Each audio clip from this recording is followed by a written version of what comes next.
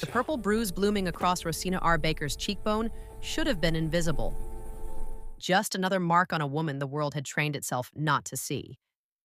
But the Mafia boss noticed everything in his domain, and for 6 months, Rosina had been the quietest, most careful presence in his life.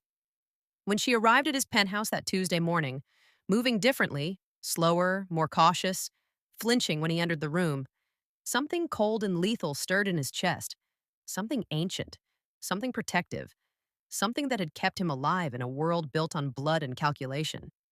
He'd killed men for less than the fear he saw flickering in her dark eyes. Rosina had perfected the art of disappearing in plain sight. 31 years of being overlooked had taught her how to move through spaces without disturbing the air. She folded herself smaller in elevators, quieted her breathing around important people, perfected the art of being present without being seen. Today, that careful invisibility shattered. She'd covered the bruises as best she could. Drugstore concealer that didn't quite match her deep brown skin. 3 shades too light because that's what the corner store carried. A careful arrangement of her natural curls to hide the swelling near her temple. Foundation layered thick over the purple blue that spread across her cheekbone like spilled ink. Her supervisor at Elite Domestic Services would fire her if she showed up looking unpresentable. And unpresentable meant visible, meant marked, meant someone had cared enough to hurt her, and in the world of domestic work, that made you a liability, a problem, someone not worth the $350 weekly paycheck. So Rosina went to work. The penthouse was silent when she arrived at 2 p.m. Her usual time.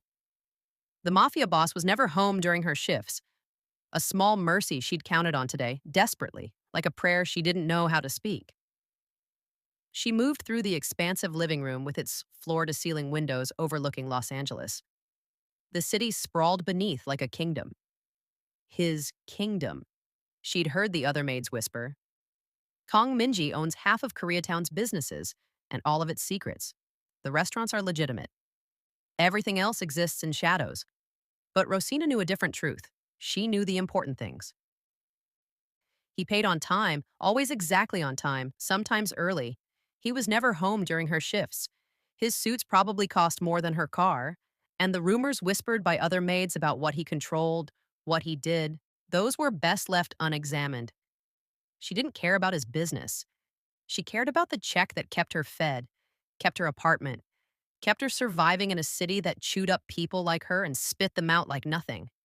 She was dusting the bookshelves, leather-bound volumes in Korean and English, untouched and perfect, arranged with a precision that spoke of someone who valued order above all else, when she heard the elevator chime. Her heart lurched, stopped, then hammered against her ribs like something trying to escape. He was never home early. Never. "You're still here." His voice came from behind her, accented but smooth, each word precisely chosen, carefully placed. The voice of a man who understood that words could be weapons just as deadly as knives. If you want to see how a man built on violence learns to love with gentleness, and how an invisible woman finds the courage to be seen, hit that subscribe button right now. Trust me, you won't want to miss what happens next in this story of danger, protection, and unexpected love.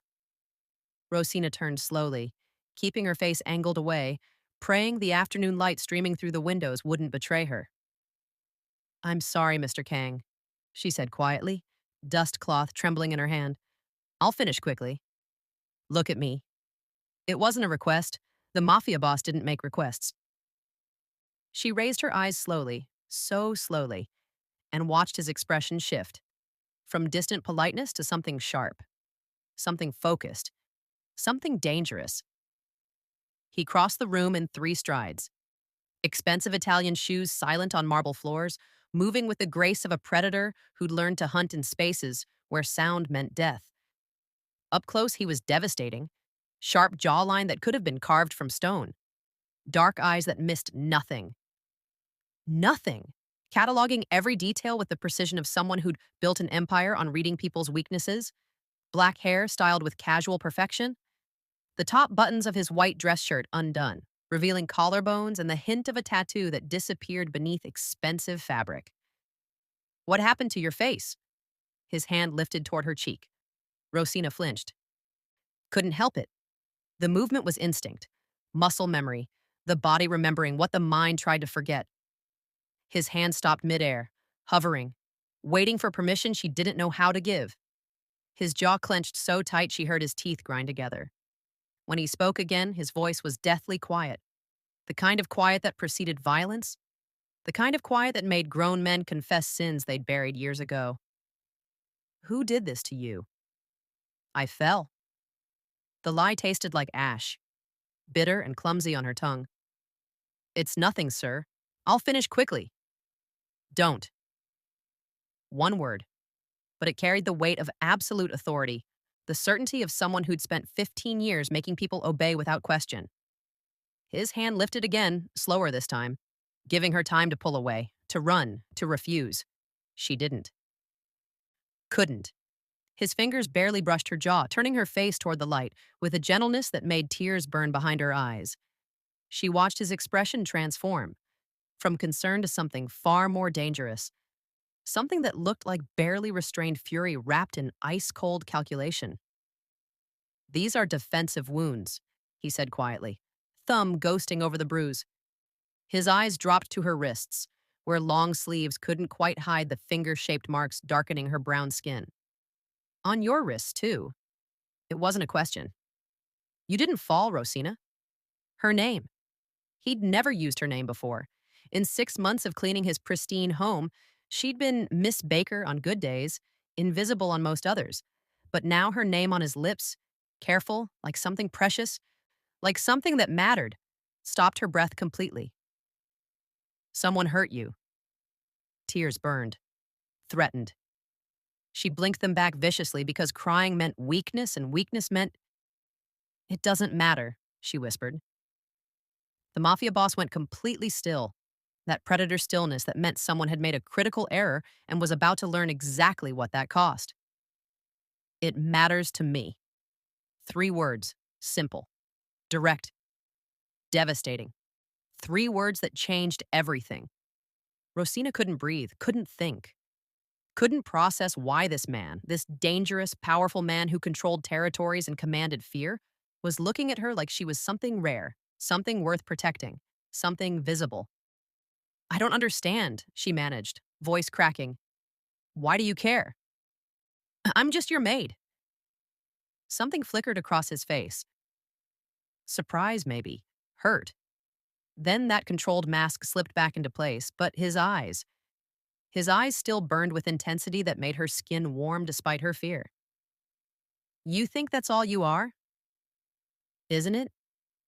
He was quiet for a long moment, standing so close she could smell bergamot and something darker.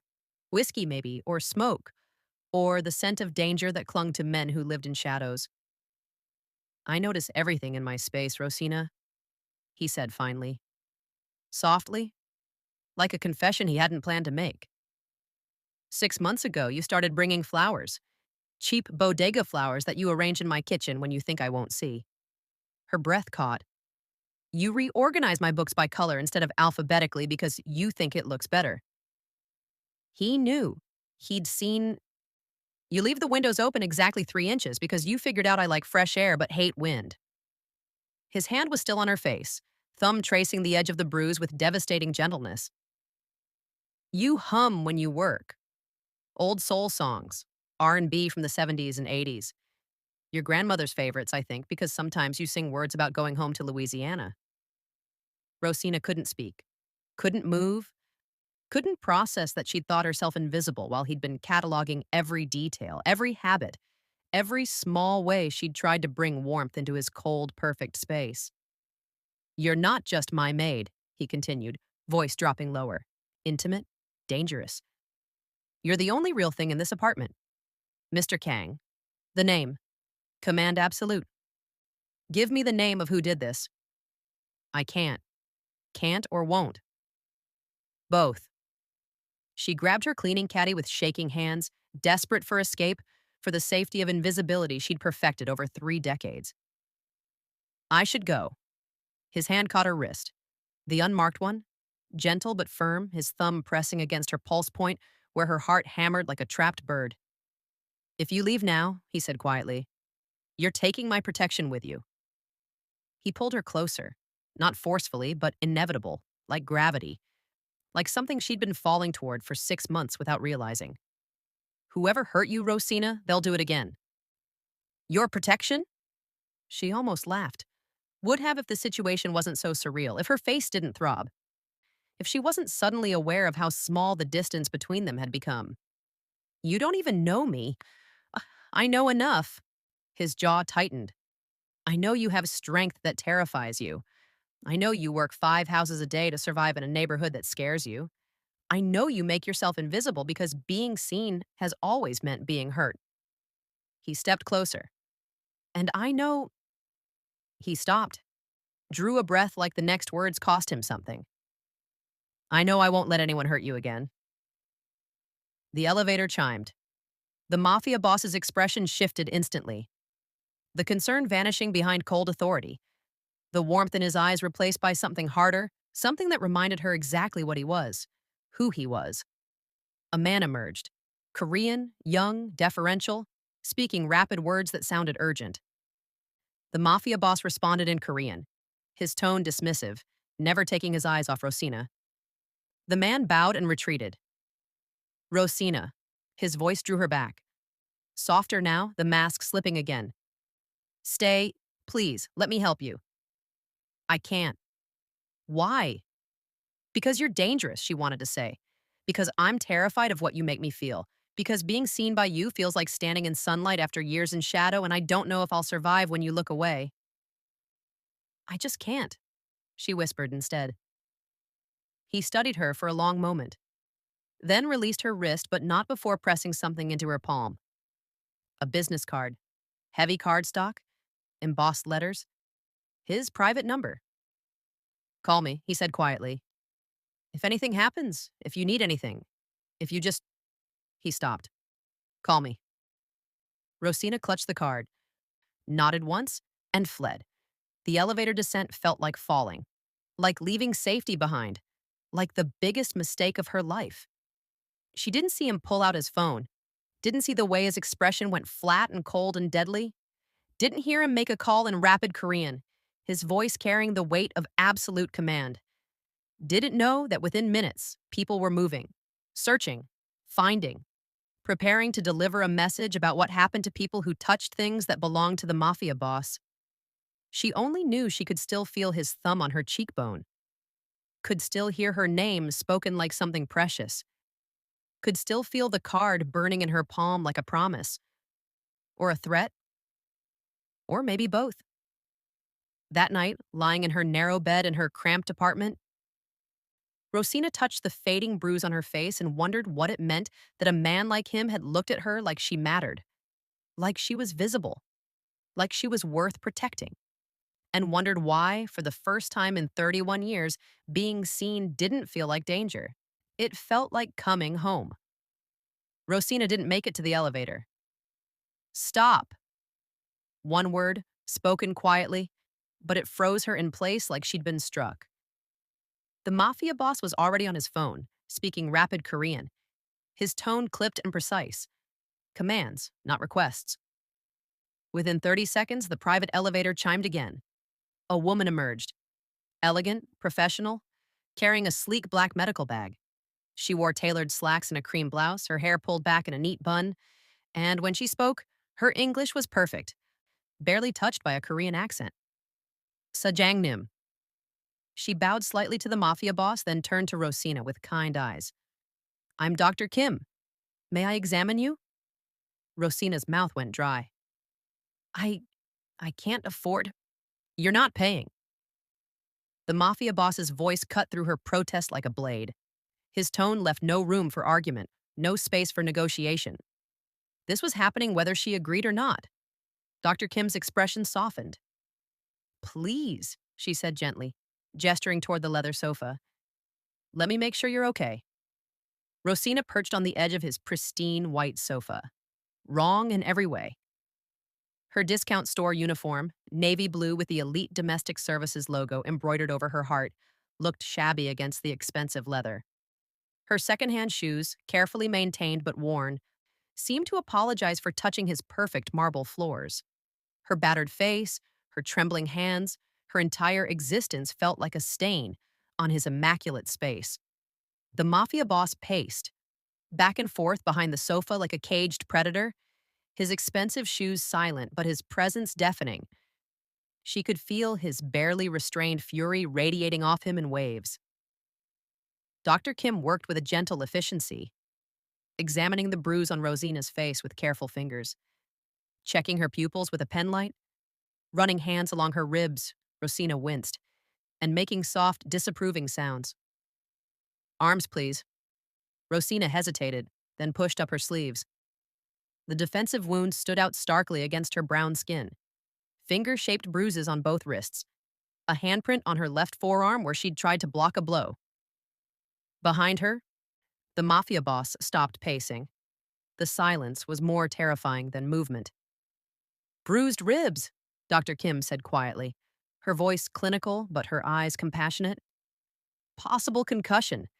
The headaches you mentioned suggest it. Defensive wounds on both arms. She looked up at Rosina. These injuries are consistent with interpersonal violence. You need rest and follow-up care. I'd recommend... She'll have it. The mafia boss's voice came from directly behind Rosina now. Close enough that she could feel the heat of him, smell bergamot and danger and something else. Something protective. He pulled out his phone again. No. Rosina found her voice standing abruptly. Too fast. The room tilted. Dr. Kim caught her elbow, steadied her, guided her back down. I can't afford medical care. I don't have insurance. I can't... You're not paying. The mafia boss moved around the sofa, crouching in front of her so they were eye level. His intensity at this proximity was overwhelming. You work for me. That makes you my responsibility. I clean your house, Rosina protested weakly. That doesn't make me... mine. He stepped closer. Not threatening, but inevitable. Perhaps not. But someone hurt you badly enough to leave marks, and that person made a critical error. His voice dropped lower, colder. Deadly quiet. They touched someone under my protection. Rosina's breath caught. I never asked for your protection. You didn't have to. His eyes burned with barely controlled fury, but when he looked at her, something else flickered there too. Something that looked almost like fear. Fear that she'd leave. Fear that she'd refuse. Fear that whatever this was between them, this impossible, dangerous thing, would shatter before it fully formed. Give me a name, Rosina. It wasn't a request. But it wasn't quite a command either. It was something in between. A plea wrapped in authority. A desperate man trying to maintain control while everything inside him screamed to act, to fix, to destroy whoever had dared hurt her. She should refuse. Should walk out and never come back. Should maintain the careful distance that had kept her safe, kept her invisible, kept her surviving in a world that chewed up women like her. But something in his voice, a promise of safety she hadn't felt in years, maybe ever, made the walls she'd built start to crumble. Dante Williams? The name came out barely a whisper. My ex-boyfriend. The mafia boss's expression went flat. Completely flat. Empty. It was somehow more terrifying than anger, more dangerous than fury. His eyes went cold and distant, and Rosina suddenly understood what the rumors meant, what he was capable of, what he did to people who crossed him. This was the man who controlled half of Los Angeles' underworld. This was the predator who'd built an empire on blood and calculation. This was death wearing an expensive suit and speaking in measured tones. He stood smoothly, pulled out his phone, and made a call. Speaking in Korean so rapid, Rosina couldn't track the words even if she'd understood the language. But she understood the tone. Cold, precise, absolute. Behind every word was the weight of command, the certainty that what he ordered would be done without question, without hesitation, without mercy. When he hung up, his face was composed again, the mask back in place. But his eyes still burned. It's handled. 2 words that changed everything. What does that mean? Rosina stood on shaking legs, Dr. Kim steadying her with a gentle hand. What did you do? Nothing yet. The mafia boss pocketed his phone. But within the hour, Dante Williams will understand what happens when someone hurts what's mine. I'm not yours. He stepped closer, and suddenly she was drowning in his presence, in the intensity of his focus, in the terrifying realization that this man had decided she belonged to him and nothing would change his mind. Whether you accept it or not, Rosina, you are. Dr. Bishiwe. Kim cleared her throat delicately. Sajangnim, perhaps we should. Of course.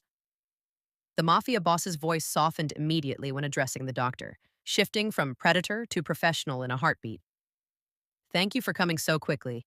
Please prepare follow-up care instructions and schedule appointments for the next 2 weeks.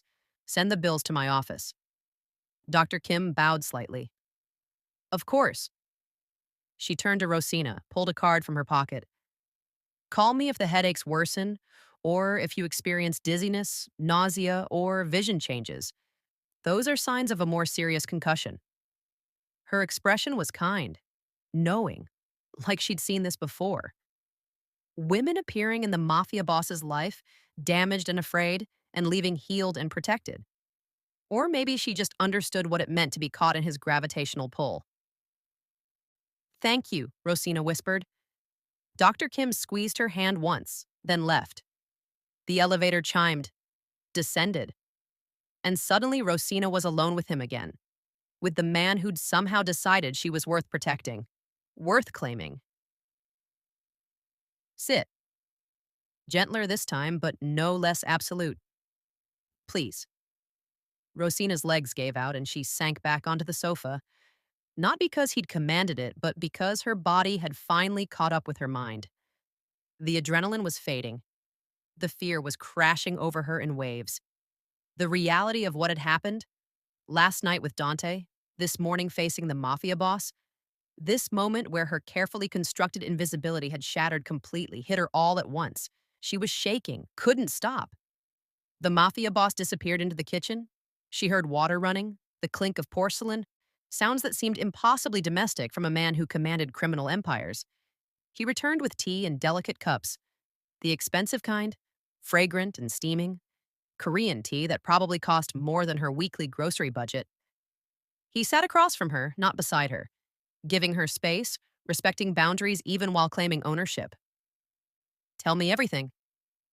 And somehow she did. Maybe it was exhaustion.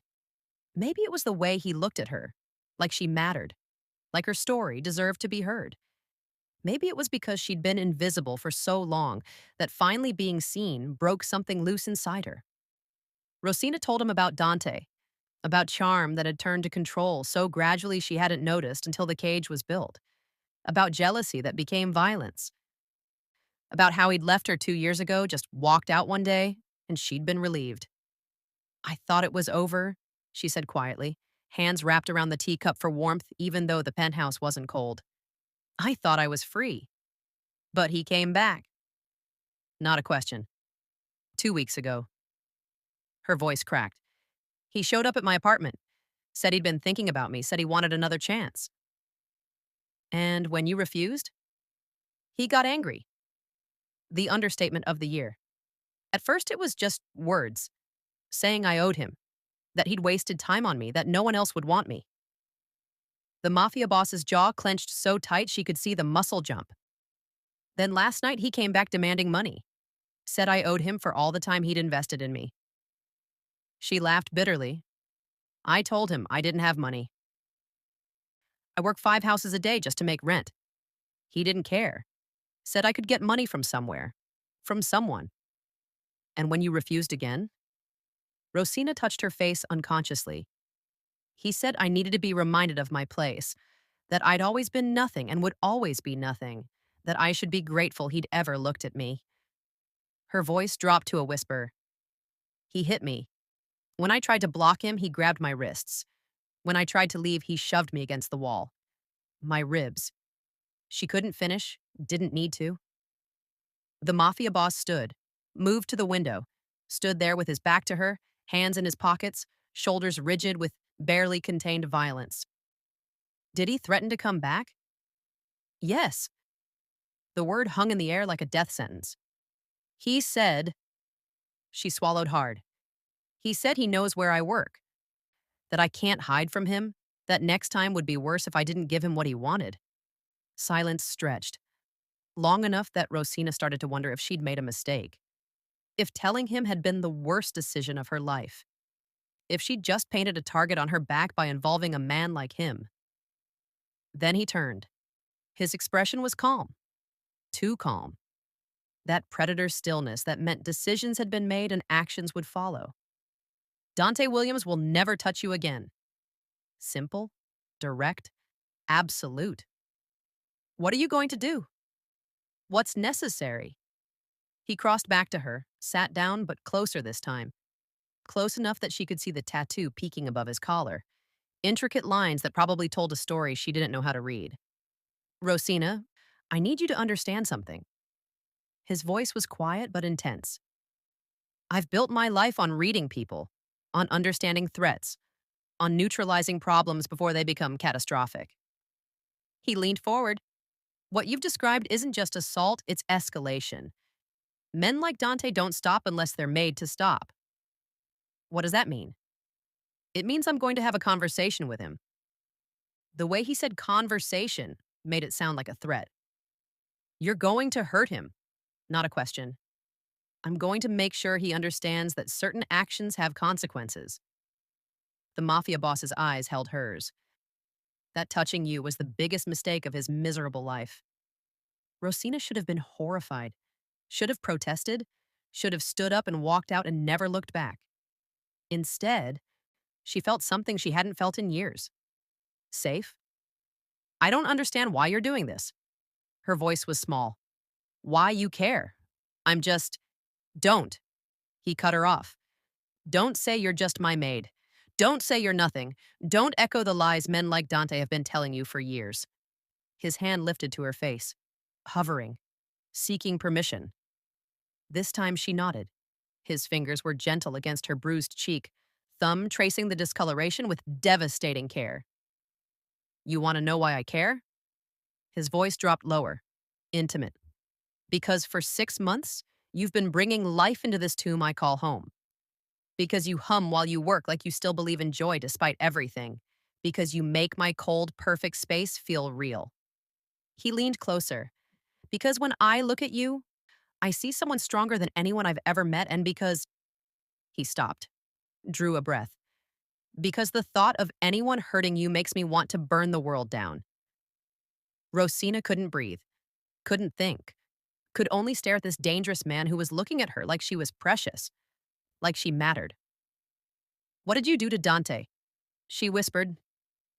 His smile was cold, empty of warmth but full of promise. Nothing permanent, yet. He stood, gestured toward the living room. Sit. I'll make tea. Real tea, not the rushed cup I gave you before. That was emergency tea. This is proper tea. There's a difference. Something in his voice, almost playful, almost normal, made her want to laugh despite everything. Okay. Good. He paused at the kitchen entrance. Rosina? Yes? You're safe now. I promise you that. Dante Williams will never touch you again. And somehow, impossibly, she believed him. The surreal image would have been funny if Rosina wasn't still shaking. A crime boss. A man who controlled half of Los Angeles' underworld, standing in his pristine kitchen making tea. Not just making it, preparing it with the kind of careful attention that spoke of ritual, of tradition, of something learned at someone's knee and practiced until it became meditation. He moved with precise grace, heating water to exact temperature, measuring tea leaves into a small pot, ceramic, hand-painted, probably worth more than her monthly rent, warming the cups, pouring with steady hands, the steam rising between them like something sacred. He returned with a wooden tray, 2 cups, a small plate of rice crackers that looked expensive and delicate, set it on the low table between them with the care of someone presenting an offering. My grandmother taught me, he said quietly, settling into the chair across from her, not beside her, still giving her space even while claiming territory in her life. She said tea should never be rushed, That taking time to prepare it properly is how you show respect. To the tea. To the person you're serving. He pushed one cup toward her. To yourself. Rosina wrapped her hands around the porcelain. It was warm. Perfect temperature. The tea inside was pale green, fragrant. Nothing like the cheap bags she bought at the corner store. This is beautiful, she whispered. So are you. The words hung between them. Simple, direct, devastating. She should have protested. Should have said she wasn't beautiful. Not with her bruised face, her cheap uniform, her entire existence screaming wrong in this perfect space. But something in his eyes stopped her. He meant it. Believed it. Saw something in her that she'd stopped seeing in herself years ago. Tell me everything, he said again, his voice gentler now. Not just about last night. Everything.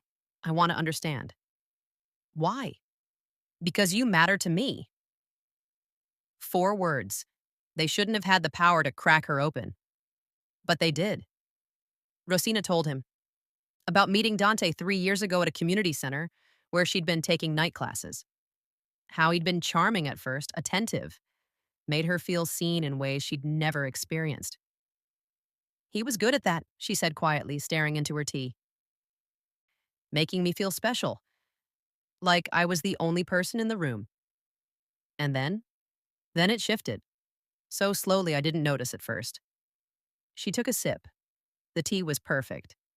Everything in his world was perfect except for the broken woman sitting on his sofa. He started asking where I was going, who I was with. Said it was because he cared, because he worried about me in this city. The Mafia boss's jaw tightened, but he didn't interrupt. Then it was my clothes. Too tight, too revealing. Even when I was wearing jeans and a sweater. He'd say other men were looking at me, that I was inviting attention. Her voice dropped. I started dressing differently. Stopped going out with friends, quit my night classes because he said I was prioritizing school over him. Classic isolation. The Mafia boss's voice was flat, clinical. Like he'd seen this pattern before and knew exactly where it led. I didn't see it then, Rosina continued. I thought I was being considerate. A good partner. I thought if I just tried harder, did better, he'd be happy again, like he was at the beginning. But he was never happy. No, the word cracked. He'd get angry over nothing. Dinner wasn't ready on time. I looked at someone too long. I smiled at the cashier. Everything was evidence that I didn't respect him, that I was trying to embarrass him. She set down her cup with shaking hands. The first time he hit me, he apologized. Cried. Said he'd never do it again. That I'd pushed him too far, but he loved me and we could fix this. You believed him. Not accusatory, just understanding. I wanted to believe him, Rosina whispered. Because believing him meant I hadn't wasted a year on someone who didn't love me, meant I wasn't stupid for not seeing it sooner. The Mafia boss leaned forward. You're not stupid, Rosina. You're human. And men like Dante are experts at exploitation. It got worse after that, she continued. More frequent. More intense.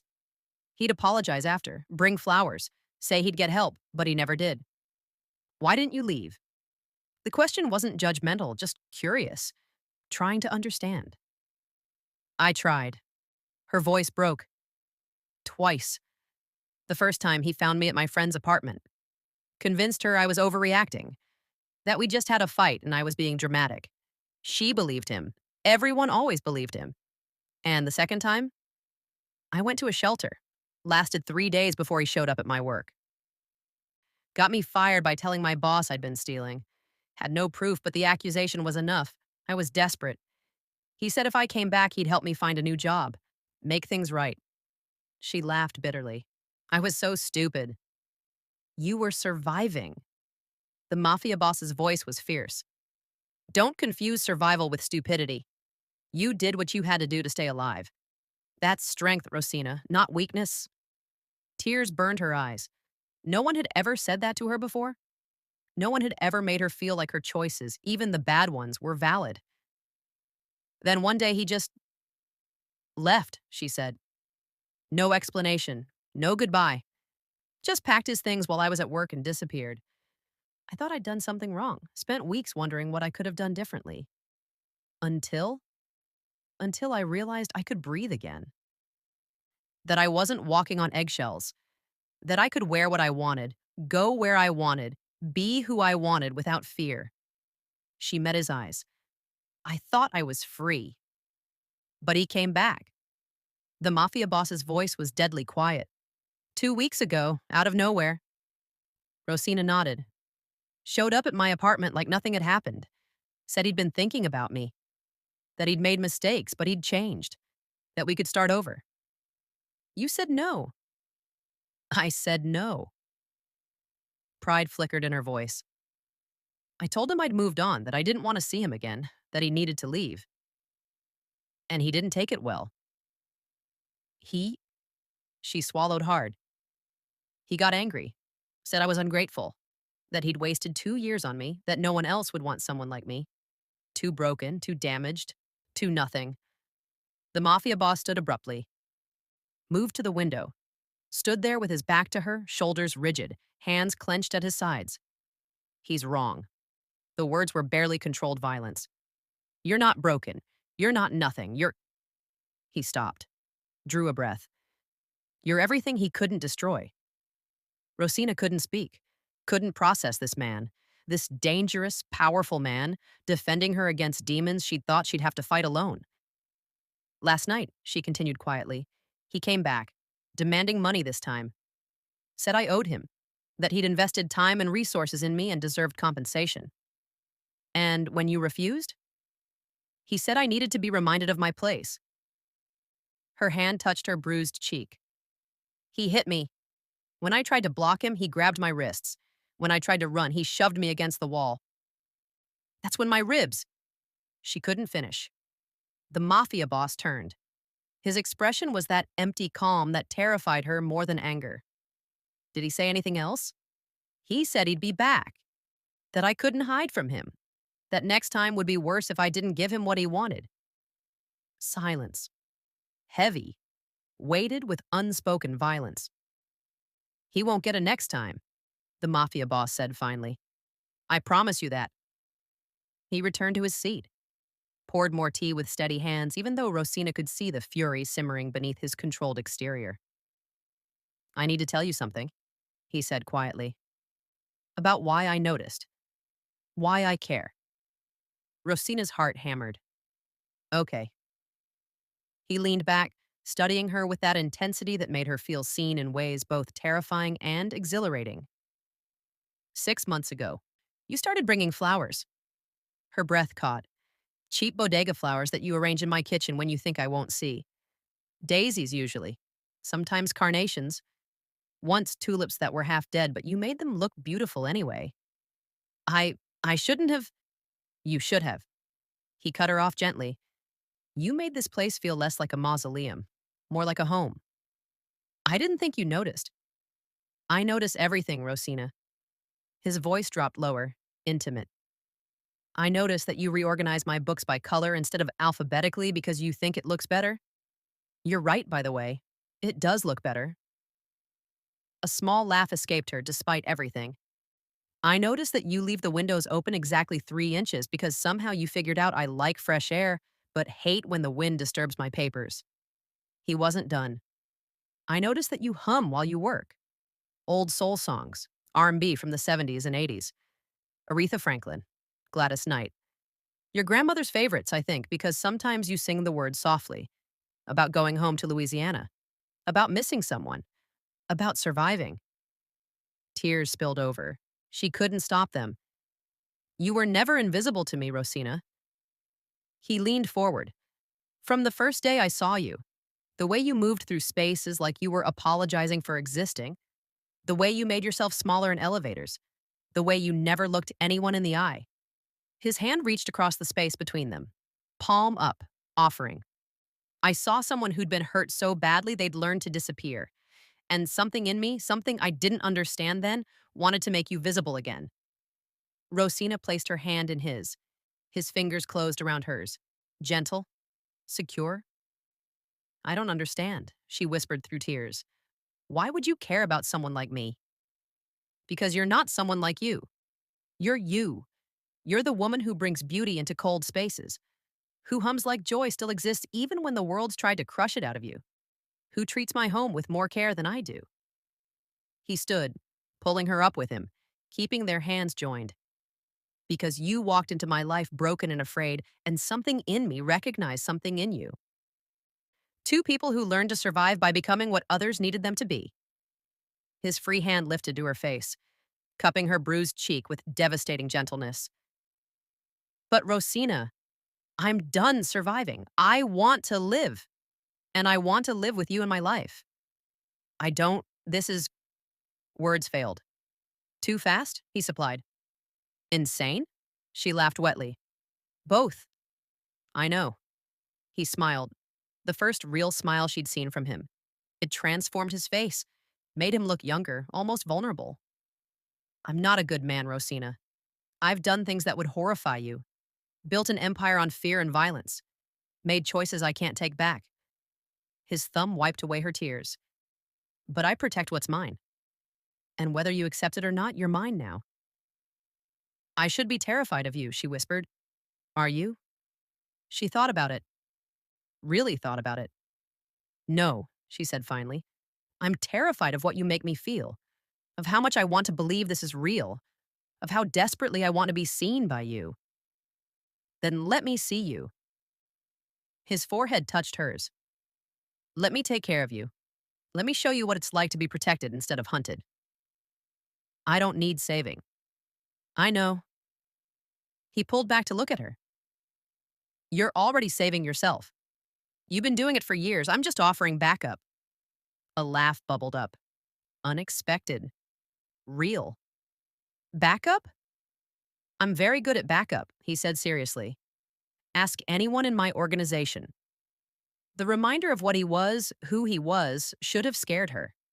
Instead, it felt like safety, like knowing someone dangerous was on her side, meant she'd never have to be afraid again. What did you do to Dante? She asked quietly. His expression shifted, that cold emptiness returning. Nothing permanent. His smile had no warmth. But he's currently explaining to some very serious people why he thought it was acceptable to hurt someone under my protection. By morning, he'll understand that Los Angeles is no longer a safe city for him, that leaving permanently is his only option. You're making him leave? I'm giving him a choice. Leave voluntarily with enough money to start over elsewhere, or refuse and deal with the consequences of staying in a city where he's made a very powerful enemy. He pulled out his phone, showed her a message in Korean with an English translation beneath. Package acquired. Terms being explained. No permanent damage per your instructions. Departure arranged for dawn. He's alive, the Mafia boss said, unharmed beyond his ego, but he'll never touch you again, never threaten you again, never even think your name again without remembering what it costs to hurt you. Rosina should have felt guilty, should have protested, should have said this was too much, too far, too dangerous. Thank you, she whispered instead, and meant it. The business card felt like it was burning a hole in Rosina's pocket. Heavy cardstock, embossed letters, a phone number written on the back in precise handwriting. Call me if anything happens. Anything. His words echoed as she rode the bus home. 3 transfers. 90 minutes through Los Angeles traffic. From his world of marble floors and floor-to-ceiling windows back to hers, to reality. Her apartment was exactly as she'd left it that morning. Small. A studio in a building that had seen better decades. Bars on the windows. Peeling paint in the bathroom. A kitchen that was really just a hot plate and a mini fridge squeezed into a corner. But it was hers, paid for with her own money. Her own work, her own survival. The contrast was stark, brutal. His penthouse could have fit 20 of her apartments. His tea service probably cost more than her monthly rent. The leather sofa she'd sat on, wrong in every way, was worth more than everything she owned combined. And yet he'd looked at her like she belonged there, like she was precious. Rosina locked her door, all 3 locks, chain, deadbolt. the flimsy knob lock that wouldn't stop anyone determined. Then she stood in front of the mirror that hung crooked on the wall and really looked at herself. The bruise had darkened, purple spreading to blue-black at the edges, yellow-green already forming where the healing began. Her wrists bore perfect fingerprints. Evidence. Testimony written on her skin. She touched her ribs gently, winced. Dr. Kim had been right. Bruised, not broken. But every breath reminded her of last night, of Dante's hands, of his fury, of how small she'd felt pressed against the wall, unable to breathe, unable to fight, unable to do anything but survive. "You're not broken," the Mafia boss had said. "You're everything he couldn't destroy." Rosina wanted to believe that, wanted to see what he saw when he looked at her. But all she saw was damage, evidence of failure, proof that she'd let someone hurt her. Again. Her phone buzzed. She jumped, heart hammering. But it wasn't Dante. It was Maya, her best friend, the one person who'd stuck by her through everything. "Girl, where have you been?" Maya's voice was concerned, edged with worry. "I've been calling since last night. You never don't answer." "I'm sorry," Rosina said quietly, sinking onto her bed, mattress on the floor, no frame, sheets she'd washed so many times they were threadbare. "I just needed space." "Space from what? What happened?" Rosina closed her eyes. "Dante came by." Silence, then, "Tell me you didn't let him in." "I didn't have a choice." "Rosina." "He forced his way in, Maya. Started demanding money, got angry when I said no." "Oh, God." Maya's voice cracked. "Did he hurt you?" "I'm okay." Lie, truth? Somewhere in between. "I'm handling it." "Handling it how? Did you call the police? Do you need to stay with me?" "I can come get you right now." "No." Too fast, too sharp. Rosina softened her tone. "I'm okay. Really, it's handled." What does that mean? How could she explain? That a crime boss had examined her bruises and declared her under his protection? That he'd made a phone call and Dante had simply disappeared? That she'd been offered a job that paid triple her current salary by a man who noticed she reorganized his books by color? "It means Dante won't be a problem anymore," Rosina said carefully. "I don't understand." "Neither do I," Rosina admitted. "But Maya, I think things are about to change." They talked for another 20 minutes, Maya probing gently, Rosina deflecting. Not lying, exactly. Just not telling the whole truth. How could she? She didn't understand it herself. "Just promise me you're safe," Maya said finally. "I promise. And if you need anything, I'll call. I promise." After they hung up, Rosina stared at her phone, at the business card sitting beside it on her makeshift nightstand, at the number she'd already memorized without meaning to. "Call me if anything happens." Anything. But what would she say? "Thank you for making my abuser disappear"? "Thank you for seeing me when I've spent years perfecting invisibility"?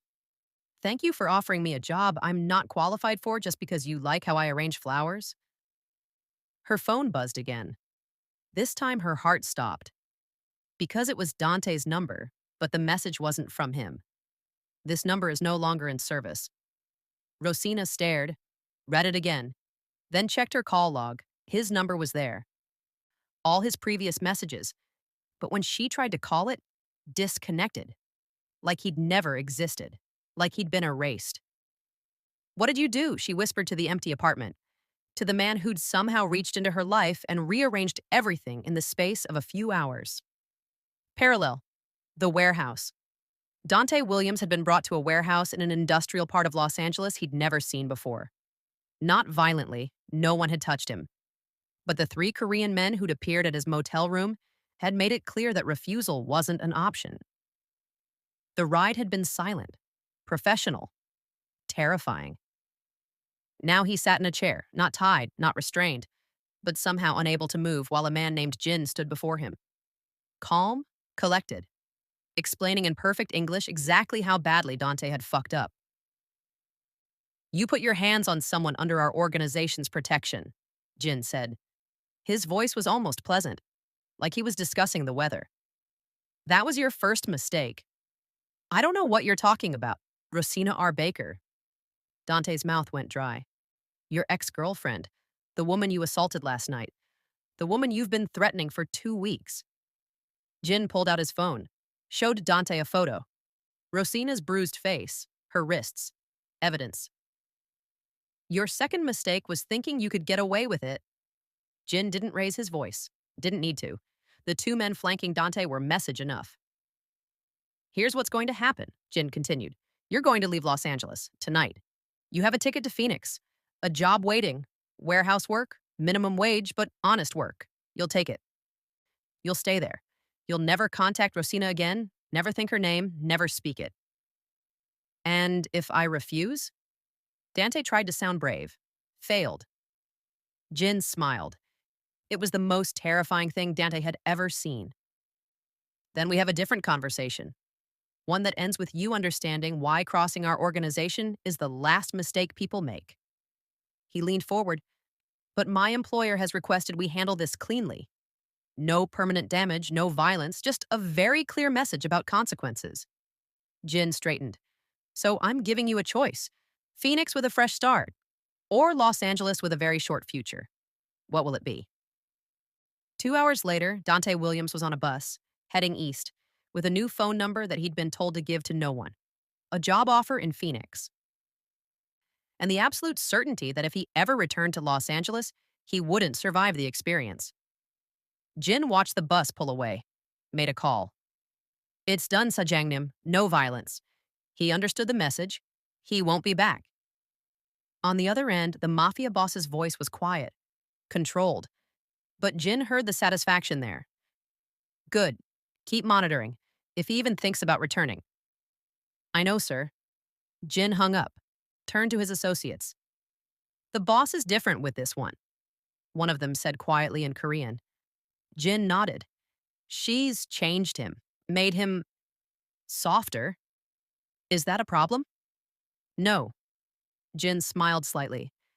I think it's the best thing that's happened to him in 15 years. You were parallel, the Mafia boss. He couldn't stop thinking about her, sitting in his penthouse office, mahogany desk, leather chair, windows overlooking his kingdom, trying to focus on business, on shipments and territories and negotiations, on the empire he'd built through careful calculation and controlled violence. But all he could see was her face. Bruised, afraid, trusting him anyway. All he could hear was her voice. I don't understand why you're doing this. Why would you care about someone like me? Someone like her? As if she was ordinary, common, forgettable, when she was the most extraordinary thing that had walked into his life in 15 years of isolation. His phone rang. Jin reporting success. Dante was handled. Gone. Neutralized without violence as requested. Good, he said. Hung up. Then stared at his own phone, at the contact he'd added 6 months ago but never called. Rosina, Tuesday, Friday, 2 p.m. He'd told himself it was professional, a way to track his cleaning schedule. But he'd been lying to himself.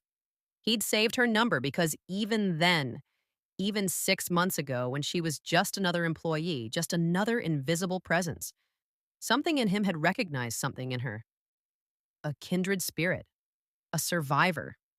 Someone who understood what it meant to build walls and hide behind them. 3 days, he thought. 3 days until Friday. Until she was supposed to return for her shift. Would she come? Or would fear keep her away? Would she take the job offer, or would she disappear? Back into the world of invisibility she'd perfected. He didn't know, couldn't control. For the first time in 15 years, the Mafia boss was waiting on someone else's decision. And it terrified him. 3 days later. Friday morning arrived with June gloom. Typical Los Angeles weather. Gray skies that would burn off by noon. Rosina stood outside the penthouse building at 1:45 p.m., 15 minutes early, like always. Her finger hovered over the elevator button. Private. Penthouse access only. She'd pressed it 100 times before, maybe more, but this felt different. Everything felt different. 3 days of silence. The mafia boss hadn't called, hadn't texted, had given her space to decide, space to process, space to choose. The job offer sat in her bag, printed on expensive letterhead. Restaurant manager position, triple current salary, benefits, housing if needed. It was too good to be true. Had to be. Things like this didn't happen to people like her, except they just had. Maya had called yesterday with news. Girl, did you hear? Dante left town, just up and disappeared. Someone said he took a bus to Arizona. Weird, right? Not weird. Calculated, orchestrated. The work of a man who'd promised Dante would never touch her again. Rosina's hand shook as she reached for the button. Behind her, an engine purred. Expensive. Quiet. A black Mercedes pulled up to the curb. She knew that car, had ridden in it once, days ago, when Dr. Kim had driven her home under orders.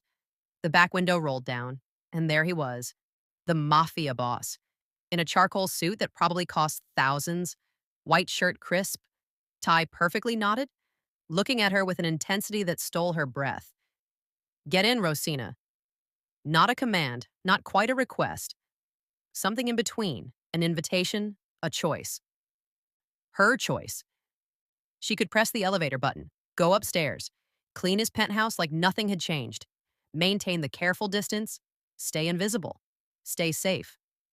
Or she could get in the car, step into his world fully, accept the visibility he offered, risk everything. Her hand dropped from the button.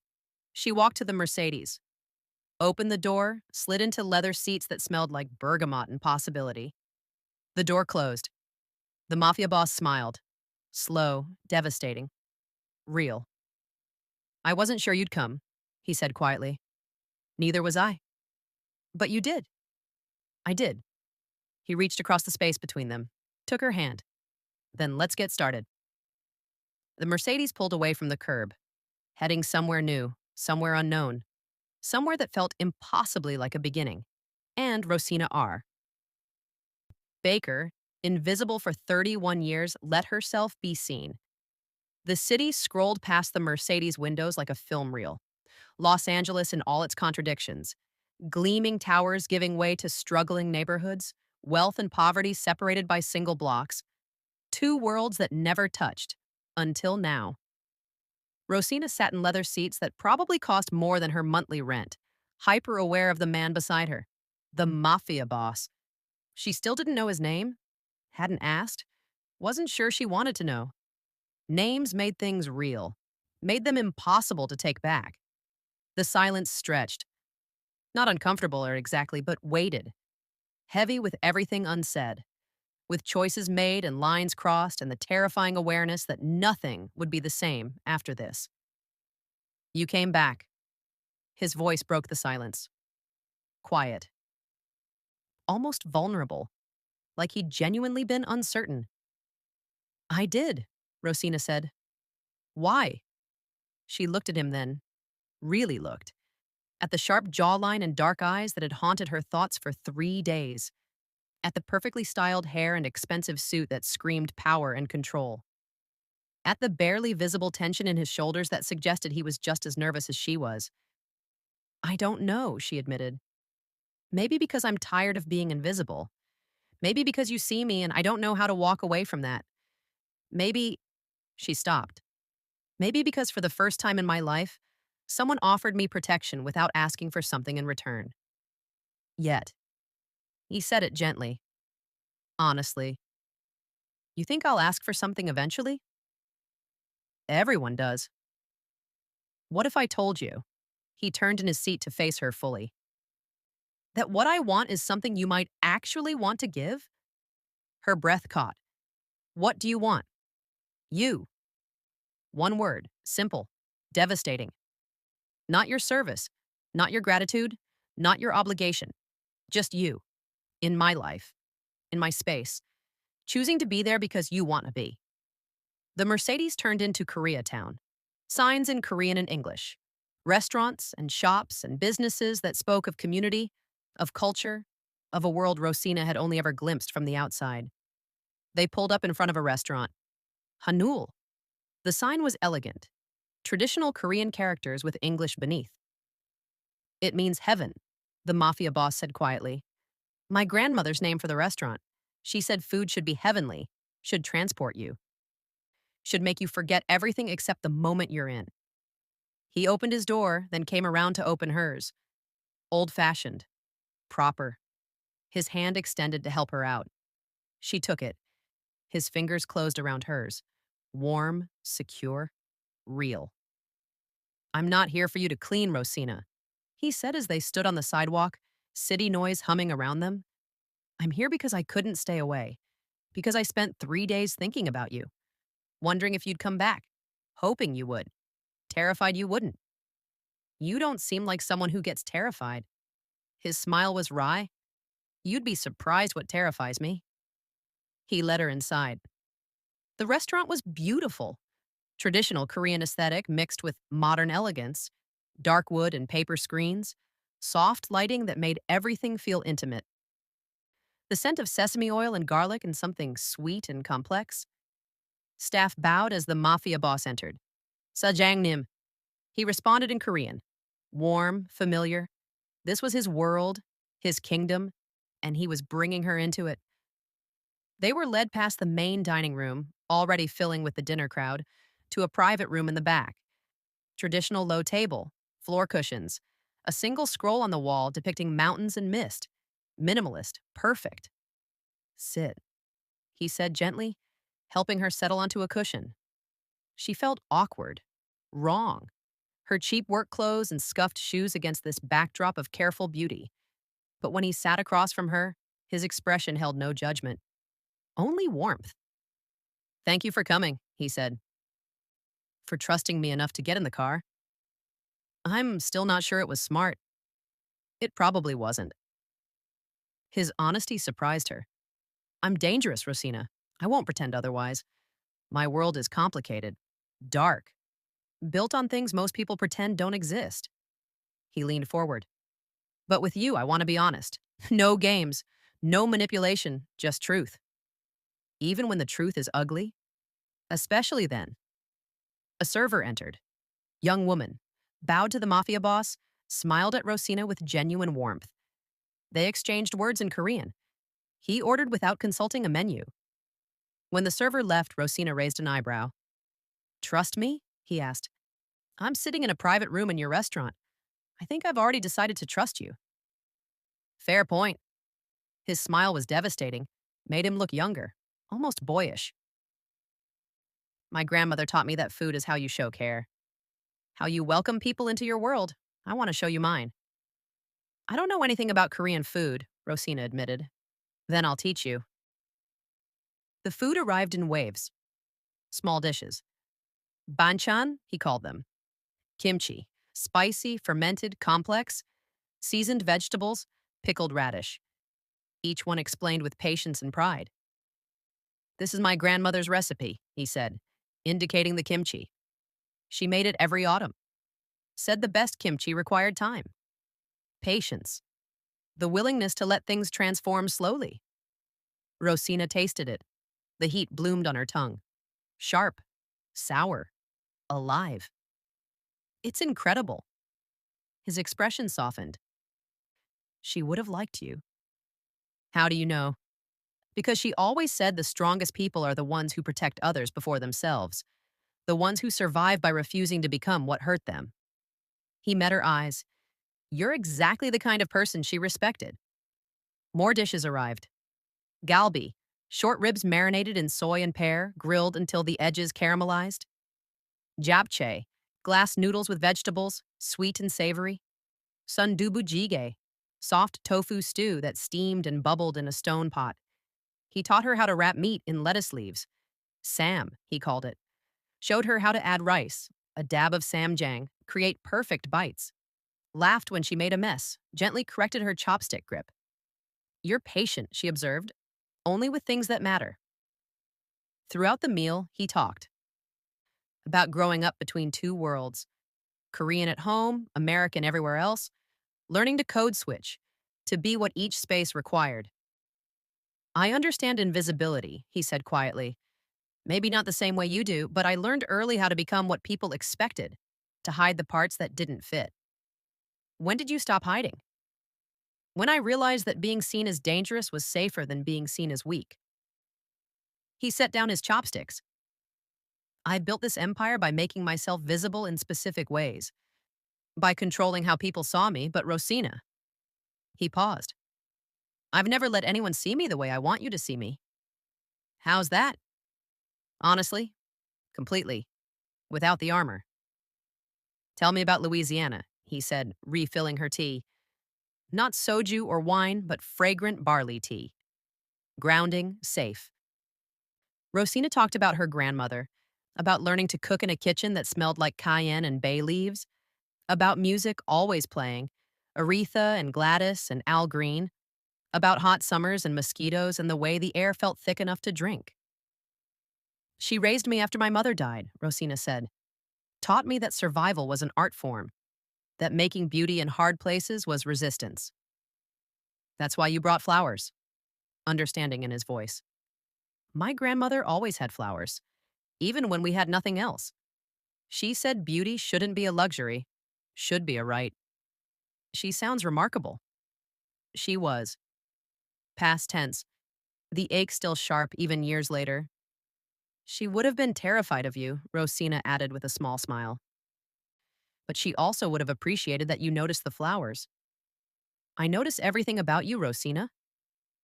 The intensity in his voice made her breath catch. Why me? She asked. The question that had haunted her for 3 days. Why would someone like you care about someone like me? He was quiet for a long moment, considering. Because when I look at you, I see someone who makes me want to be better. His voice was raw, honest. Someone who makes me question every choice that led to this life.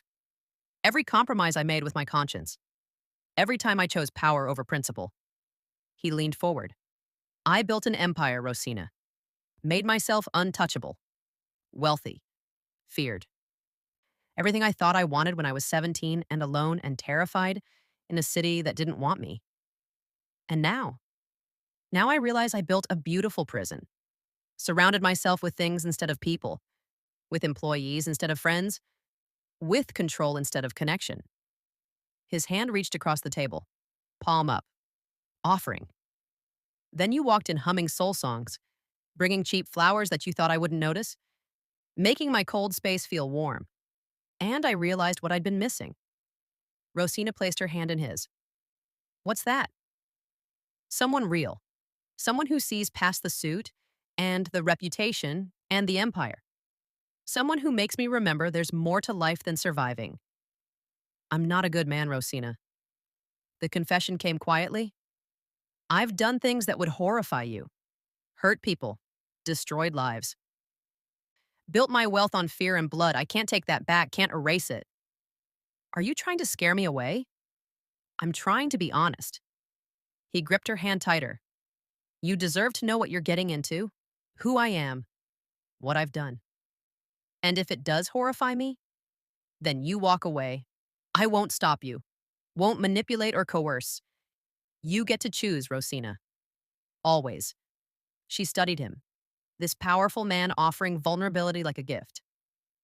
I'm terrified of you, she admitted. His expression flickered with pain. And of what you make me feel, she continued. Of how much I want this to be real. Of how desperately I want to believe someone like you could see something worth protecting in someone like me. There's no someone like you, he said fiercely. There's only you, and you're worth everything, Rosina. Worth protecting, worth knowing, worth... He stopped, drew a breath. Worth falling for. The air shifted, electric, charged with everything unspoken. I haven't felt this alive in years, he said quietly. I'm scared of losing this feeling, she whispered back. Then don't. Stay. Let me show you what this could be. The job offer is real. Not charity, not payment for anything. You're qualified, Rosina. I've seen how you organize, how you care for things, how you make spaces better just by being in them. He gestured around the private room. This restaurant needs someone who understands that care matters, that details matter, that treating people with dignity matters. I've never managed anything. Neither had I when I started. We learn by doing. What if I fail? What if you succeed? His thumb stroked over her knuckles. What if you let yourself be seen and discover that you're extraordinary? A knock interrupted, discreet but urgent. The mafia boss's expression shifted, hardened. Enter. A man stepped in, Korean, late 30s, calm but clearly concerned.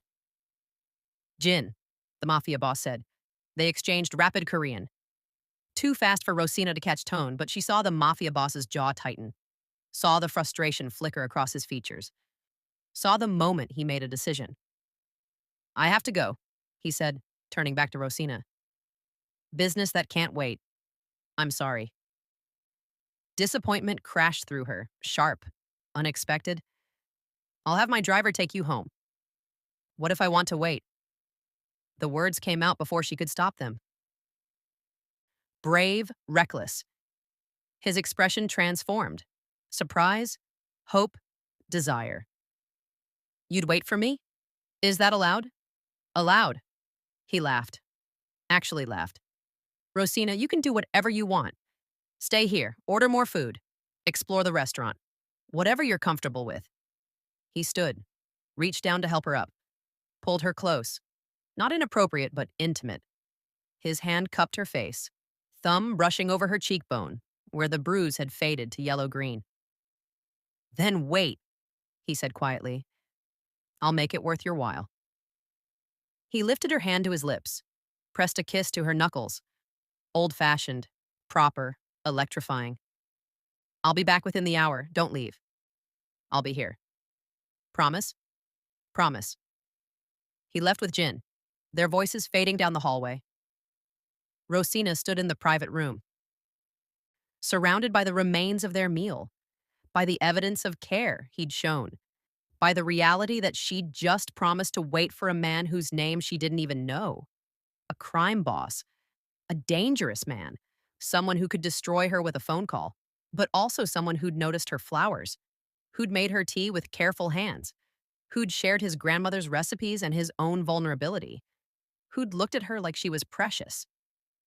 She sat back down, pulled out her phone, found Maya's number, then stopped. How could she explain this? That she was waiting in a Korean restaurant for a man who'd made her ex-boyfriend disappear? That she was considering a job offer from someone who controlled half of LA's underworld? That for the first time in 31 years, she was choosing to be visible? She put her phone away, poured herself more tea, and waited, knowing she was crossing a line she couldn't uncross, knowing it terrified her, knowing she was doing it anyway. Because sometimes being seen was worth the risk, and sometimes the most dangerous choice was the one that felt most like coming home. Rosina sat alone in the private room, surrounded by evidence of his care. The empty dishes from their meal, the tea that had been selected specifically for her, gentle, calming, meant to soothe rather than stimulate. The careful way everything had been arranged, the attention to detail that spoke of someone who understood that small gestures mattered. She checked her phone. 20 minutes since he'd left. 40 more until he promised to return. If he returned. Maybe this was a test. Maybe he was seeing if she'd wait, if she'd stay.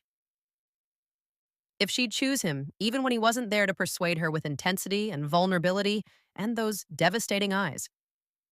A knock at the door. The same server from before, smiling warmly as she entered with a covered dish. Sajangnim ordered this for you before he left, she said in accented English. Setting down a bowl of something that looked like shaved ice covered in sweet red beans, fruit, and condensed milk. Pad bingsu, the server continued. He said it was your first time trying Korean food, that you should experience something sweet, something that makes you happy. Rosina's throat tightened. He ordered this before dinner even started? Yes, he called this morning, said he was bringing someone special. Asked what we could prepare that would be welcoming. Gentle, not too overwhelming.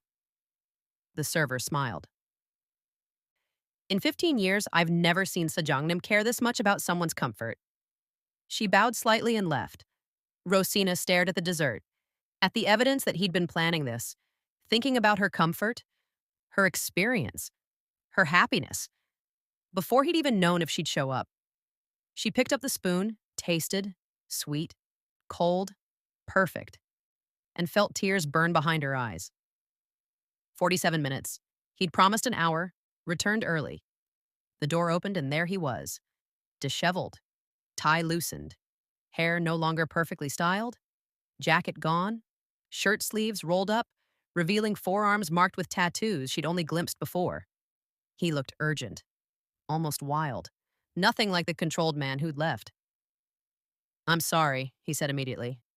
"Business that couldn't wait. I tried to handle it quickly. You came back." Rosina stood. "I wasn't sure you would. I promised." He crossed the room in 3 strides.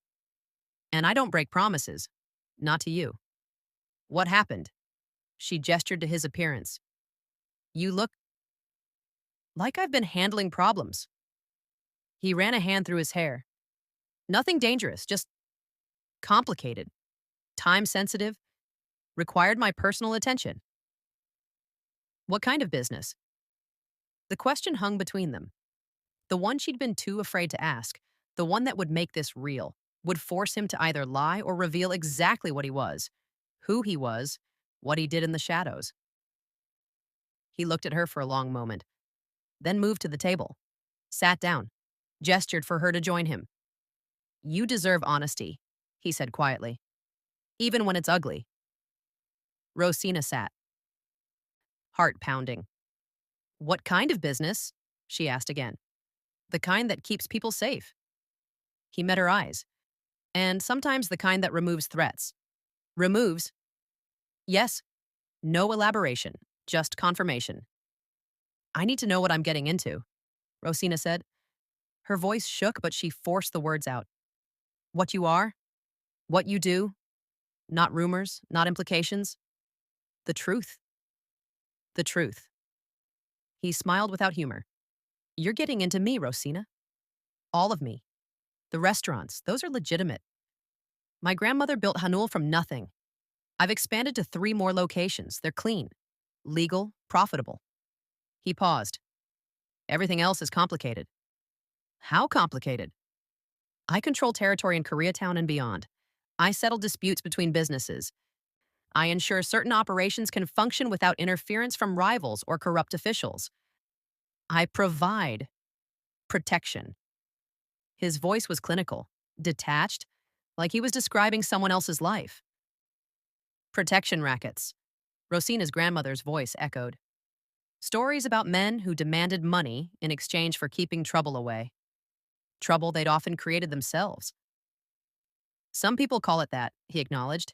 "I call it order. Los Angeles is full of businesses that exist in gray areas. Immigrants who can't go to police. Small operations that larger organizations would crush. I provide structure, rules, consequences for those who break them. And you decide the rules." "Yes." No apology. "You decide who gets protected and who gets removed." "Yes." "That's not order, that's control." "It's both." He leaned forward. "I'm not pretending to be a hero, Rosina. I built this empire through violence and fear, through being more ruthless than my enemies, through doing things that haunt me." "Like?" Silence stretched, heavy, weighted with history she couldn't see but could feel, pressing down on both of them. "Have you killed people?" The question came out whisper quiet, but it hung in the air like a scream. He didn't look away, didn't soften it. "Yes." One word, simple. "Devastating." Rosina's hands trembled. "Recently?" "Not in 3 years." His jaw tightened. "I'm trying to transition to legitimate business, working with federal prosecutors, providing information on larger criminal networks in exchange for immunity, slowly divesting from the illegal operations." "Why?" "Because I'm tired." The admission cracked something open in his voice. "Tired of violence, Tired of looking over my shoulder? Tired of being feared instead of known? Tired of building walls so high that no one can reach me? He stood, paced to the window. 3 years ago, I watched a rival organization kill an innocent family because they were in the wrong place at the wrong time. Collateral damage, acceptable losses. His hands clenched. I realized I'd become the kind of man who accepted that logic, who'd built a world where innocent people died and it was just business. He turned. I decided that night that I wanted out, that I wanted to become someone different, someone better. And then I walked in bringing flowers. Understanding dawned. Yes. Rosina stood, walked to him, stood close enough to feel the heat radiating off him, close enough to see the pain in his eyes, the weight of choices he couldn't undo. I should run, she said quietly. You should. His voice was rough. I'm dangerous, Rosina. My world is violent. People I care about become targets, liabilities, weaknesses that enemies exploit. Then why tell me any of this? Because you deserve to choose with full information, not illusions, not pretty lies. His hand lifted to her face, hovering, seeking permission. Because I care about you too much to trap you with ignorance. She leaned into his touch. Let his palm cup her cheek, let herself feel the contradiction of it. This hand that had caused violence, that had built empires and destroyed enemies. Touching her with devastating gentleness. I should be terrified of you, she whispered. Are you? Yes. Honesty. And? And I'm more terrified of walking away, of going back to being invisible, of never knowing what this could be. She stepped closer. Of choosing safety over living. Rosina. She kissed him, cut off whatever warning or protest he was about to make, pressed her lips to his. Tentative at first, testing, then firmer when he didn't pull away, when his hands came up to frame her face, when he made a sound low in his throat that sounded like relief and desperation tangled together. I choose this, she whispered against his mouth. I choose you, even knowing, especially knowing. His voice was raw. Rosina, you can't? I can. She kissed him again. I'm choosing, with full information, with eyes open. I'm choosing you. The kiss deepened, his hands sliding into her hair, her fingers gripping his shirt. Years of loneliness crashing into years of invisibility. All the times she'd made herself small, all the times he'd built walls, shattering against each other, creating something new, something fierce and desperate and terrifyingly real. She pressed closer. He backed her toward the wall, not roughly, but inevitable.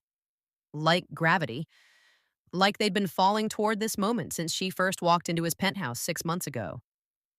His mouth moved from her lips to her jaw, her neck, the sensitive spot below her ear that made her gasp. Her hands found the planes of his back, solid, strong, real. Rosina, he breathed against her skin. Don't stop. I have to. He pulled back. Not far. Just enough to look at her, his eyes dark, pupils blown, breathing ragged. Why? She demanded. Because when I have you, it won't be like this. His thumb traced her bottom lip. Won't be rushed. Won't be just physical. Won't be in a restaurant where any of my staff could interrupt. I don't care. I do. He rested his forehead against hers. Rosina, I've wanted you since the first time you rearranged my books. 6 months of watching you, wanting you, knowing I had no right to you. His hands framed her face. When we do this, and we will do this, I want all of you, not just your body, your trust, your heart. Your choice made not in the heat of a moment, but in the clarity of understanding exactly what you're choosing. I know what I'm choosing. Do you? He kissed her forehead, gentle, almost chaste. The opposite of the passion from moments before. You're choosing a man who spent 15 years building a criminal empire, who has enemies that would hurt you to hurt me, who might be arrested tomorrow if the federal deal falls through, who sees me, she interrupted, who makes me feel precious, who ordered dessert before knowing if I'd show up, Who's trying to become someone better? She gripped his shirt. I know what I'm choosing, and I'm choosing it anyway. They stood there, foreheads pressed together, breathing the same air, hearts hammering in sync. Come home with me, she whispered. Not tonight. Why? Because I want to do this right. He kissed her again. Soft, sweet, a promise. Tomorrow, come to the restaurant. I'll show you everything. The books, the business, the legal parts and the parts I'm working to make legal. The federal cooperation, the transition plan. No secrets. No secrets. He pulled her close, held her, just held her. I want you to see all of it, Rosina, and then decide with full information, with complete understanding. I've already decided. Then confirm it tomorrow. He drove her home personally. Not the driver, not Jin, him. Behind the wheel of the Mercedes, one hand on the steering wheel, the other holding hers. They didn't talk much, didn't need to.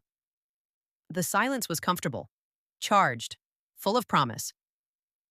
At her apartment building, he parked, walked her to the door, stood there under the flickering hallway light, looking impossibly out of place and somehow exactly right. Tomorrow, he said, 2 p.m., come to Hanul. I'll show you everything. Everything. Everything. He kissed her. Slow, thorough. The kind of kiss that promised more, that made her knees weak, that made her want to drag him inside and forget about tomorrow. But he pulled back, stepped away. Tomorrow, Rosina, I want you to be sure. I'm sure now. Then you'll be sure tomorrow, too. He smiled, devastating. And tomorrow night, if you still choose this, I'll show you exactly what it means to be mine.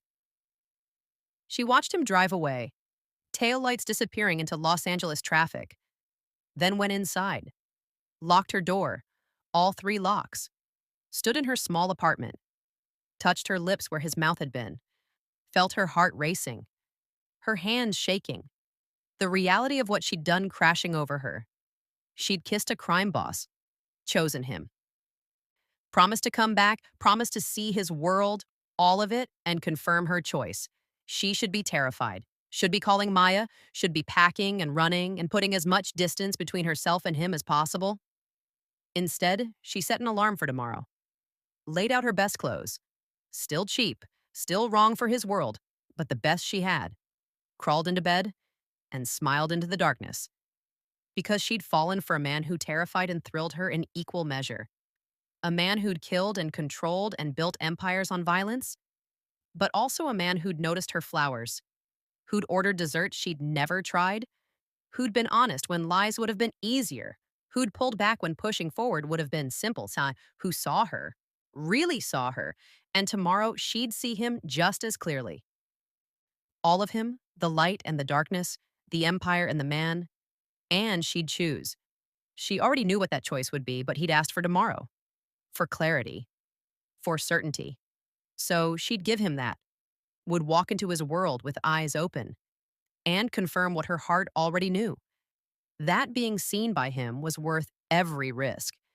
That loving him, because that's what this was becoming, she realized, was worth crossing every line. That sometimes the most dangerous choice was the only one that felt like coming home. Tomorrow, she'd tell him tomorrow, and nothing would ever be the same. Rosina arrived at Hanul at 1:45 p.m., 15 minutes early, like always. But nothing about today felt like always. 2 police cars were parked outside the restaurant. Lights off, no sirens, but their presence screamed trouble. Her heart lurched, stopped, then hammered against her ribs. What happened? Is he hurt? Is he... Jin intercepted her before she reached the door, appearing from nowhere like he'd been watching for her. His expression was carefully neutral, but his eyes held warning. Miss Baker, he said quietly. Polite, professional, but urgent beneath the calm. You shouldn't be here right now. What's happening? She tried to move past him. Is he okay? Sajangnim is fine. Jin's hand on her arm was gentle but firm. But there's a situation. Police are questioning him about what? Her voice rose. Jin, what's going on? A man emerged from the restaurant, white, 40s, wearing a cheap suit and the tired expression of someone who'd seen too much. Detective, she guessed, before Jin could stop her. Miss Rosina Baker? The detective asked. Yes. I'm Detective Morrison, LAPD. We need to ask you some questions about Dante Williams. The name hit her like a fist. What about him? He's filed a complaint, alleging harassment, intimidation, and false accusations of domestic violence. The world tilted. That's that's not. He claims you've been working with organized crime figures to threaten him, that you've made false statements about assault, that he's been forced to leave Los Angeles under duress. Detective Morrison's expression was skeptical, like he'd heard this story before and didn't quite believe it. We need to hear your side, and we need to speak with. He glanced at the restaurant. Your employer about his involvement. Rosina's mind raced. This was it. The consequences the Mafia boss had warned about. The reality of his world crashing into hers. I want to speak with him, she said.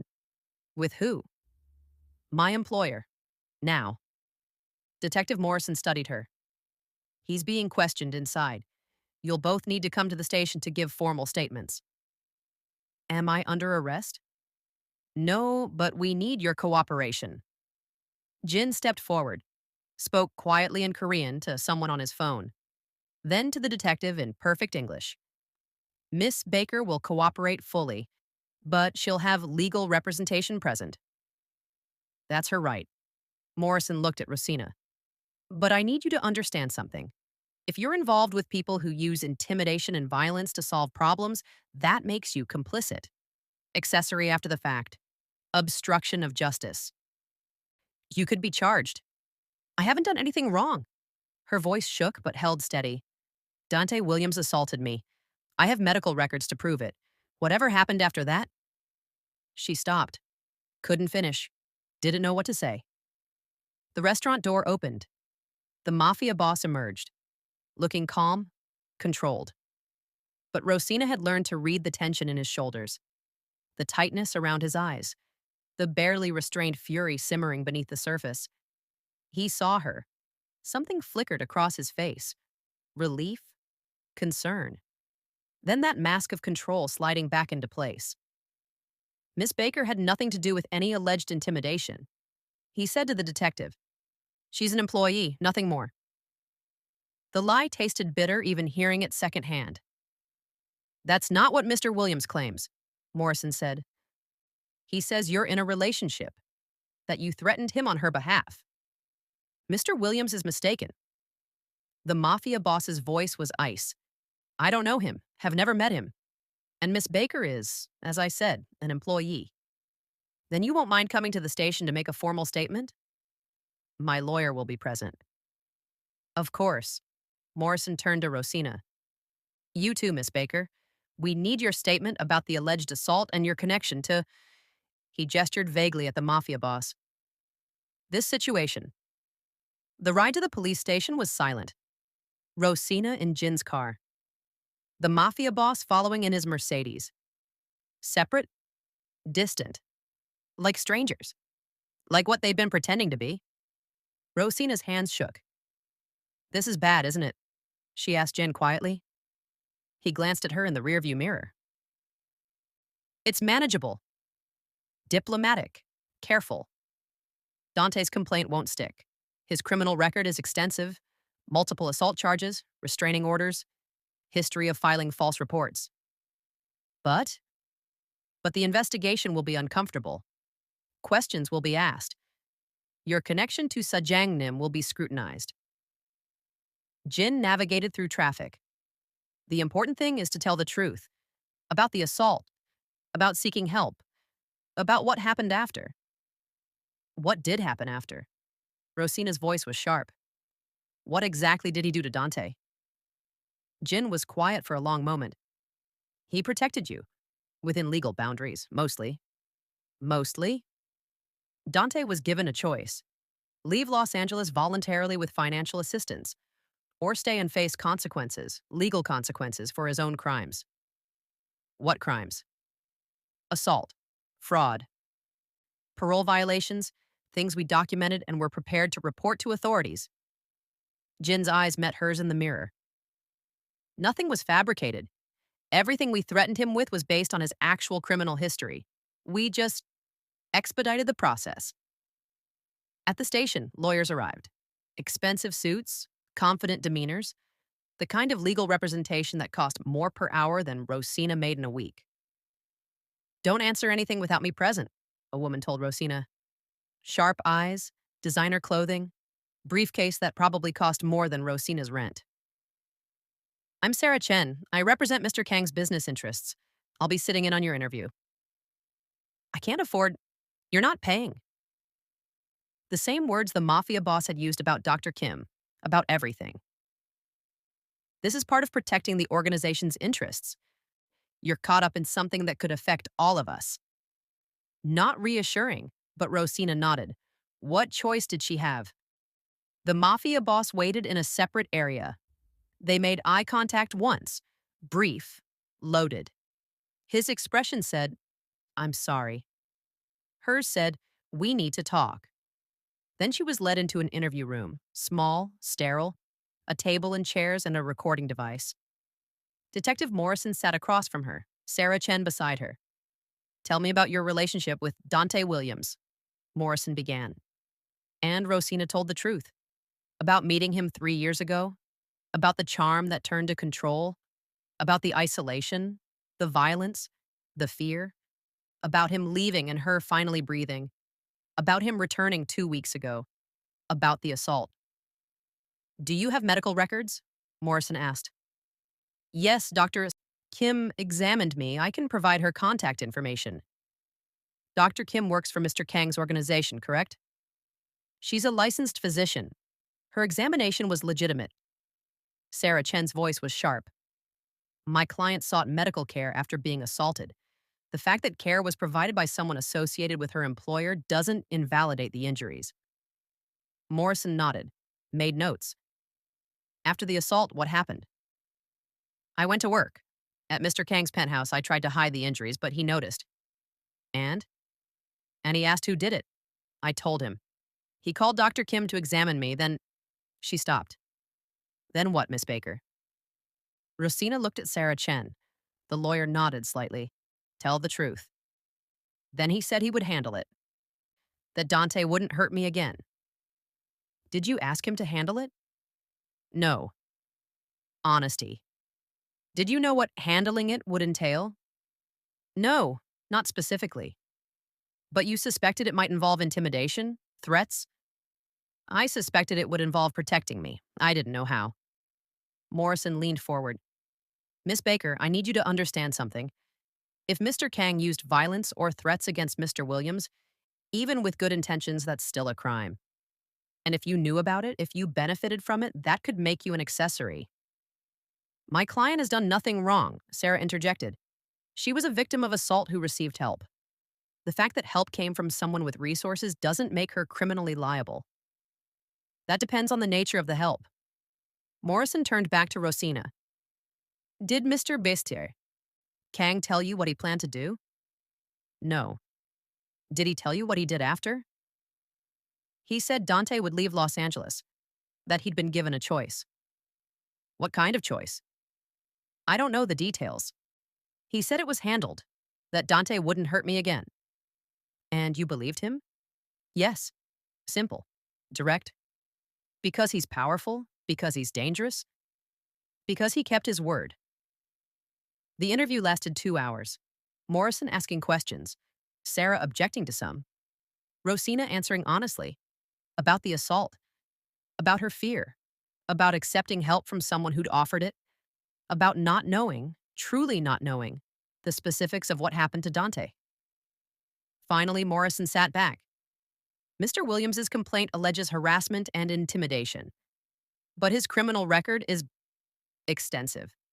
And frankly, his story has holes. Claims he was threatened by organized crime but can't provide specifics. Says he was forced to leave but took money voluntarily.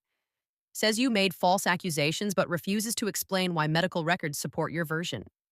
He closed his notebook. I don't think we have enough for charges. But Miss Baker, I need to be clear. If you're involved with someone like Mr. Kang, you're putting yourself at risk. Men like him, they solve problems in ways that create more problems. Today it's a spurious complaint. Tomorrow it could be real trouble. Is that official police advice or personal opinion? Sarah asked coolly. Both. Morrison stood. You're free to go. We'll be in touch if we need anything else. But Miss Baker, he looked at her directly. Be careful who you trust. Outside the interview room, the Mafia boss was waiting. He stood when he saw her, searched her face. Are you okay? Rosina walked past him, out of the station, into the parking lot, into the afternoon sun that felt too bright, too normal for how upside down everything felt. He followed. Rosina, what did you actually do to him? She spun around, fury overriding fear. What exactly did you do to Dante that made him file a police complaint? I had Jin and his team explain the situation. Don't sanitize it. What did you do? His jaw tightened. We showed him evidence of his own crimes. Assault charges from previous relationships, fraud, parole violations. We told him we'd report everything to police unless he left voluntarily. You blackmailed him. I gave him a choice. You made decisions about my life without asking me. Her voice rose. People in the parking lot turned to look. She didn't care. I protected you. I didn't ask for protection that comes with police investigations, with lawyers, with being questioned like a criminal. Would you rather I let him hurt you again? His voice was hard, cold. The crime boss instead of the man who'd kissed her last night. I'd rather you treated me like a partner, not a possession. Silence. Heavy, charged. The words hung between them. Partner, not possession. The Mafia boss's expression shifted. From defensive to understanding. From hard to something softer. Vulnerable? You're right, he said quietly. What? You're right, I should have asked. Should have explained what I planned to do. Should have given you a choice. He stepped closer. I'm used to fixing problems, Rosina. Used to making decisions and acting without consultation. It's how I've survived. How I've built everything. Another step. But you're not a problem to fix. You're... He stopped. Drew a breath. I don't know how to do this. Don't know how to partner. How to consult. How to love someone without trying to control everything. Love? The word escaped before she could stop it. Yes. Simple, direct, terrifying. I love you, Rosina. I have since you first reorganized my books and made my empty penthouse feel like a home. Since I realized invisibility was your armor and I wanted to be the person who made you feel safe enough to take it off. His hands lifted, hovered near her face, seeking permission. I love you, and I'm sorry. I'm sorry I acted without asking. Sorry I put you in this position. Sorry I treated you like something to protect instead of someone to partner with. Rosina couldn't breathe, couldn't process. I love you. 3 words she'd never expected to hear from him. 3 words that changed everything. I'm not ready to say it back, she whispered. I know. No hurt in his voice, just understanding. I feel it, but I can't say it. Not yet. Not with all this. She gestured at the police station. Chaos. Not when I'm terrified of what loving you means, what it costs. Then don't say it. He pulled her close, held her. Just let me love you. Let me learn how to do it right. Teach me. She buried her face in his chest. What if the charges stick? What if they won't? His voice was certain. Sarah's the best. Dante's complaint is baseless. By tomorrow, it'll be dismissed. I promise. You can't promise that. I can. And I do. He tilted her face up. Rosina, I will move heaven and earth to protect you, but from now on, I'll ask first. I'll explain. I'll give you choices. I'll treat you like the partner you deserve to be. You mean that? Every word. Sarah Chen approached. It's handled. Morrison knows Dante's complaint won't stand. Medical records support Rosina's version. Dante's history speaks for itself. They'll close the investigation within 48 hours. Thank you, the Mafia boss said. Sarah nodded, looked at Rosina. You did well in there, honest answers. No embellishment. Morrison respects that. This will blow over. She walked away, leaving them alone in the parking lot. Take me home, Rosina whispered. Yours or mine? Yours. She looked up at him. I don't want to be alone, and I don't want to be in my apartment where Dante was, where everything reminds me of being small and scared. Then come home with me. He kissed her forehead. Come home, Rosina, and let me show you what it means when I do this right. They drove in silence, comfortable now, the storm passing, leaving them battered but together. And when they reached his penthouse, she didn't feel wrong anymore. Didn't feel like she didn't belong. She felt like she was exactly where she needed to be, with a man who was learning to love her the right way, and she was learning to let him. The penthouse felt different at night, softer somehow. The floor-to-ceiling windows reflected the city lights back at them, turning the space into something intimate instead of imposing. Rosina stood in the living room, still shaking from the police station, from the interview, from confronting him in the parking lot, from his confession, I love you. The Mafia boss moved through his space with quiet efficiency, not hovering, just present, aware of her in ways that made her feel seen without being watched. Sit, he said gently, guiding her to the sofa. I'll make tea. You don't have to. I want to. He disappeared into the kitchen. She heard water running, the clink of porcelain, sounds that should have been ordinary but felt sacred coming from a man who'd built empires and destroyed enemies. He returned with tea, the same kind from before, gentle, calming. Set it on the table in front of her with careful hands. Drink. Then I'm running you a bath. A bath? You've had a terrible day. You're exhausted, stressed. A bath will help. He crouched in front of her, meeting her eyes. Let me take care of you, Rosina. Not because you need saving, but because I want to. Because caring for you is how I show love. The bathroom was marble and chrome, luxury that still felt excessive to someone who'd spent years with a shower that barely had hot water. He ran the bath with the same careful attention he gave everything, testing temperature, adding something that smelled like lavender and something else. Eucalyptus, maybe. Setting out towels so soft they felt like clouds. Take your time, he said. I'll leave clothes on the bed. My shirt and sweatpants. They'll be too big but comfortable. You don't have to. I know. He kissed her forehead. But I want to. I want you comfortable in my space. I want you to feel like you belong here. He left. Closed the door. Gave her privacy. Rosina sank into the water and let herself cry. Not from fear, not from stress, from relief, from the overwhelming reality that someone cared this much, that someone was learning to love her the right way. When she emerged 45 minutes later, she felt human again. Raw, vulnerable, but human. His clothes were laid out on the bed. A white t-shirt that smelled like him, bergamot and something indefinably him. Gray sweatpants with a drawstring, both enormous on her frame, but soft, comfortable, safe. She found him in the kitchen, actually cooking. You cook? She asked. Surprised. He glanced over his shoulder, smiled when he saw her drowning in his clothes. My grandmother insisted. Said men who couldn't feed themselves were half-formed. He turned back to the stove. I'm making juk, rice porridge. Comfort food, good for stress and exhaustion. I didn't know you could cook. There's a lot you don't know about me yet. He ladled porridge into bowls, topped it with scallions and sesame oil.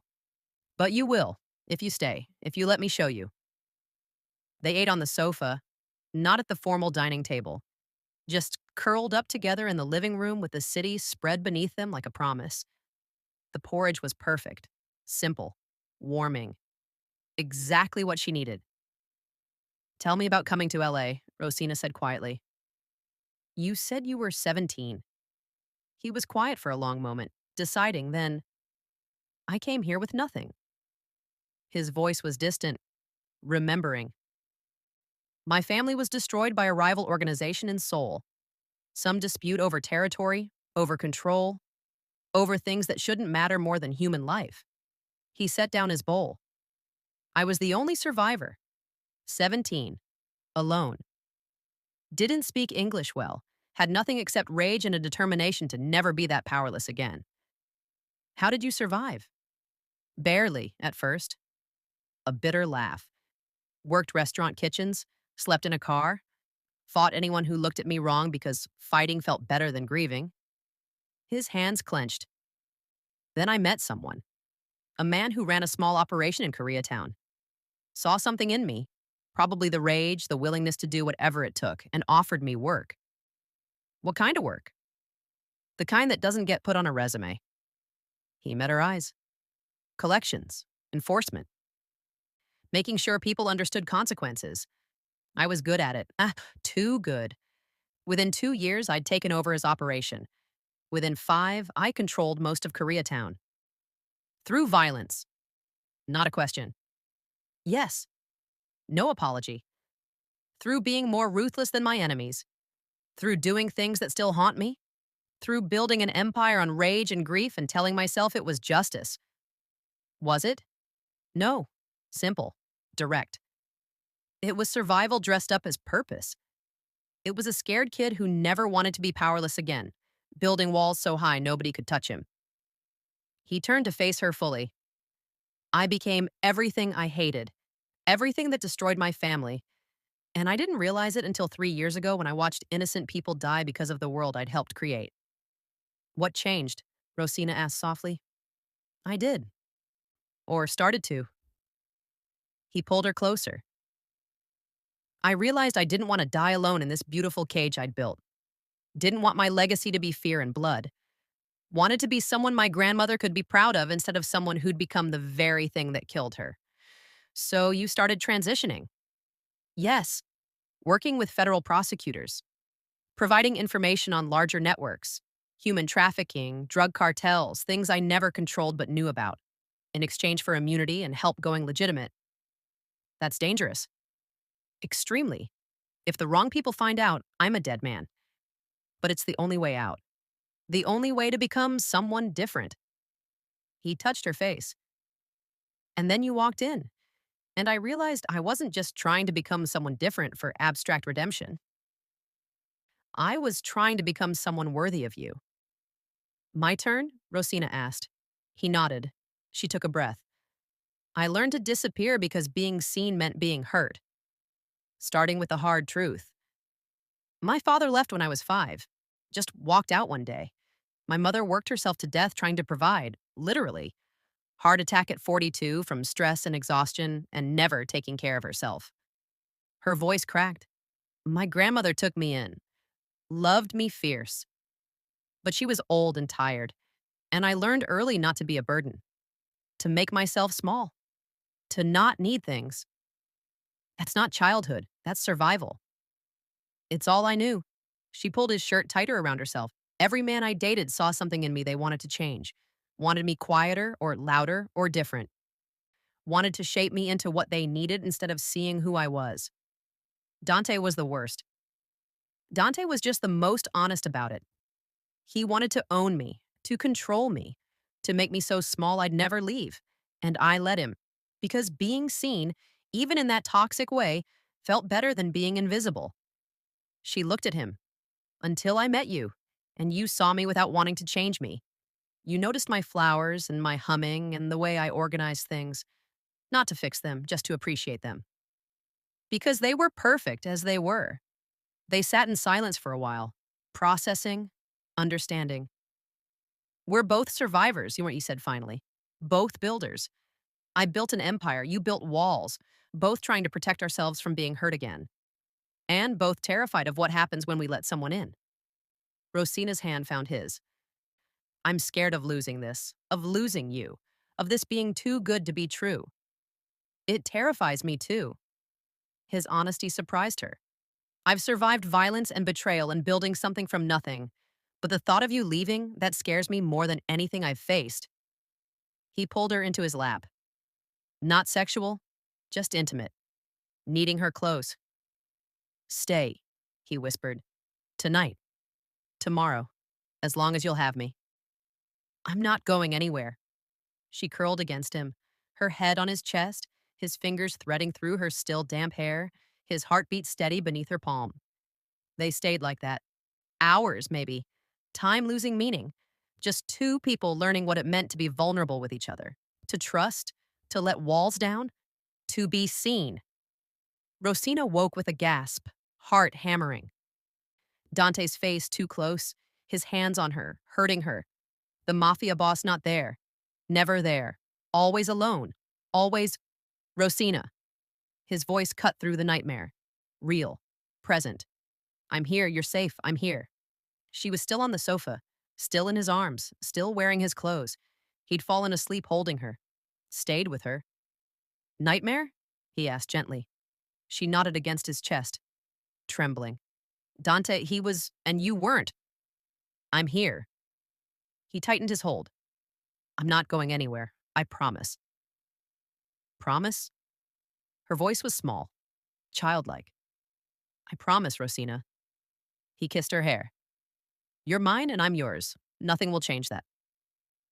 She was quiet for a long moment, then whispered into the dark, I love you too. He went completely still. What? I love you. Louder now, more certain. I'm terrified. I'm scared of what it means. Scared of how much power that gives you to hurt me, but I love you. She pulled back to look at him. I love that you notice flowers. I love that you make tea with careful hands. I love that you're trying to become someone better. I love that you hold me when I have nightmares and don't make me feel weak for being afraid. Rosina, I love you. Final. Definitive. Even knowing what you are, what you've done. I love you anyway. He kissed her.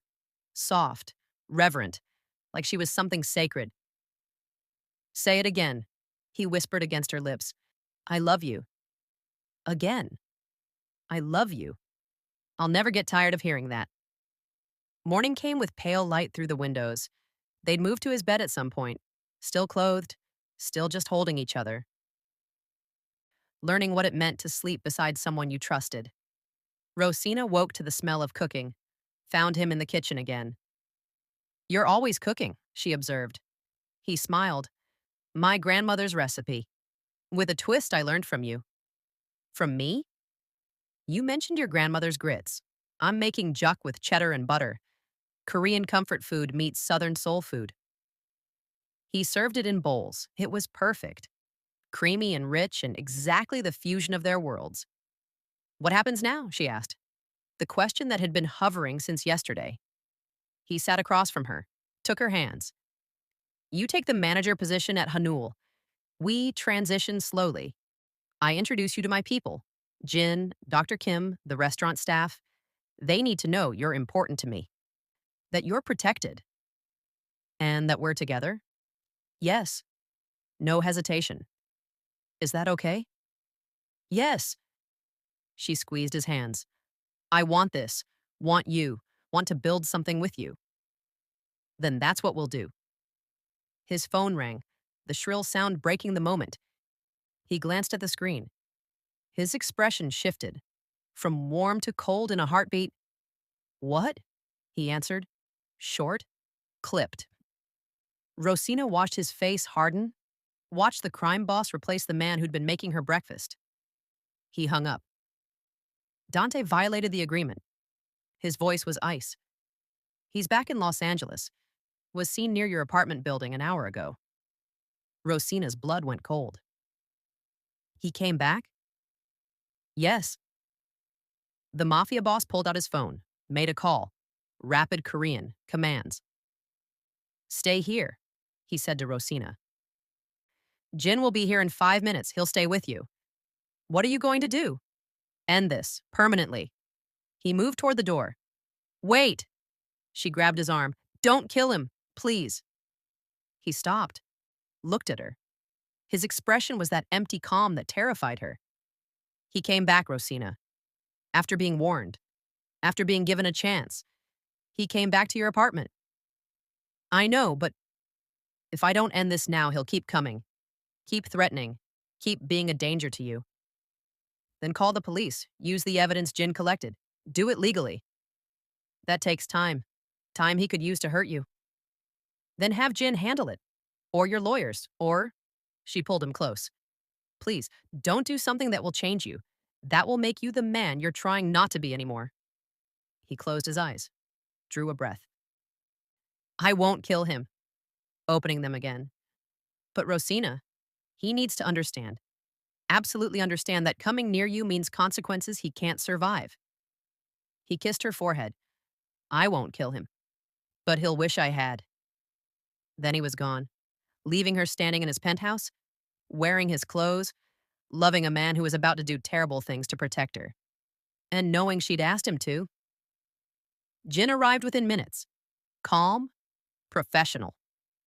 But his eyes held concern when he saw Rosina pacing the penthouse like a caged animal. He'll be fine, Jin said quietly. Sejongnim knows what he's doing. That's what I'm afraid of. Rosina wrapped her arms around herself, still wearing the Mafia boss's clothes, still able to smell him on the fabric. What if he does something he can't take back? What if he won't? Jin's certainty was absolute. He's changed. You've changed him. He won't risk losing you by becoming the man he used to be. You're sure? I've known him for 12 years. I've never seen him like this. Never seen him care about someone enough to restrain himself. Jin moved to the kitchen, made tea without asking. He loves you. That means he'll do this the right way, even if the right way is harder. 3 hours. The longest 3 hours of Rosina's life. She couldn't sit still, couldn't focus, couldn't do anything except imagine scenarios, each one worse than the last. Jin sat quietly, working on his phone, occasionally making calls in Korean, giving her space to process, to worry, to wait. At 2:47 p.m., the private elevator chimed. Rosina's heart stopped. The Mafia boss emerged. Alive, whole but different. His suit was disheveled, jacket gone, shirt untucked, knuckles on his right hand bruised and swelling. But his expression was calm, almost peaceful. It's done, he said. Rosina crossed the space between them, grabbed his injured hand. What happened? Dante made a mistake. He came back. The Mafia boss let her examine his knuckles. Didn't pull away. Jin's team located him near your apartment. We had a conversation. You hit him. Looking at the evidence? Once. His voice was even. He got aggressive. Tried to threaten me. Said he'd hurt you no matter what I did. That I couldn't protect you forever. The Mafia boss's jaw tightened. I explained physically why that was a miscalculation. And then?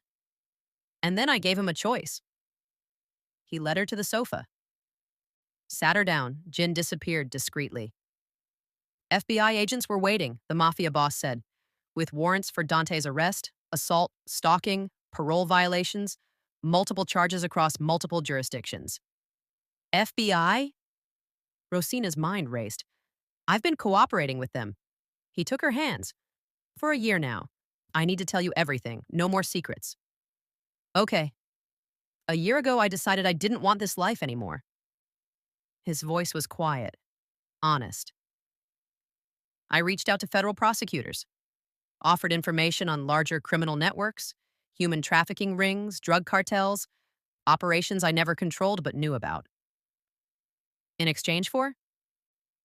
Immunity. Help transitioning my businesses to legitimate enterprises, a way out of the life I'd built.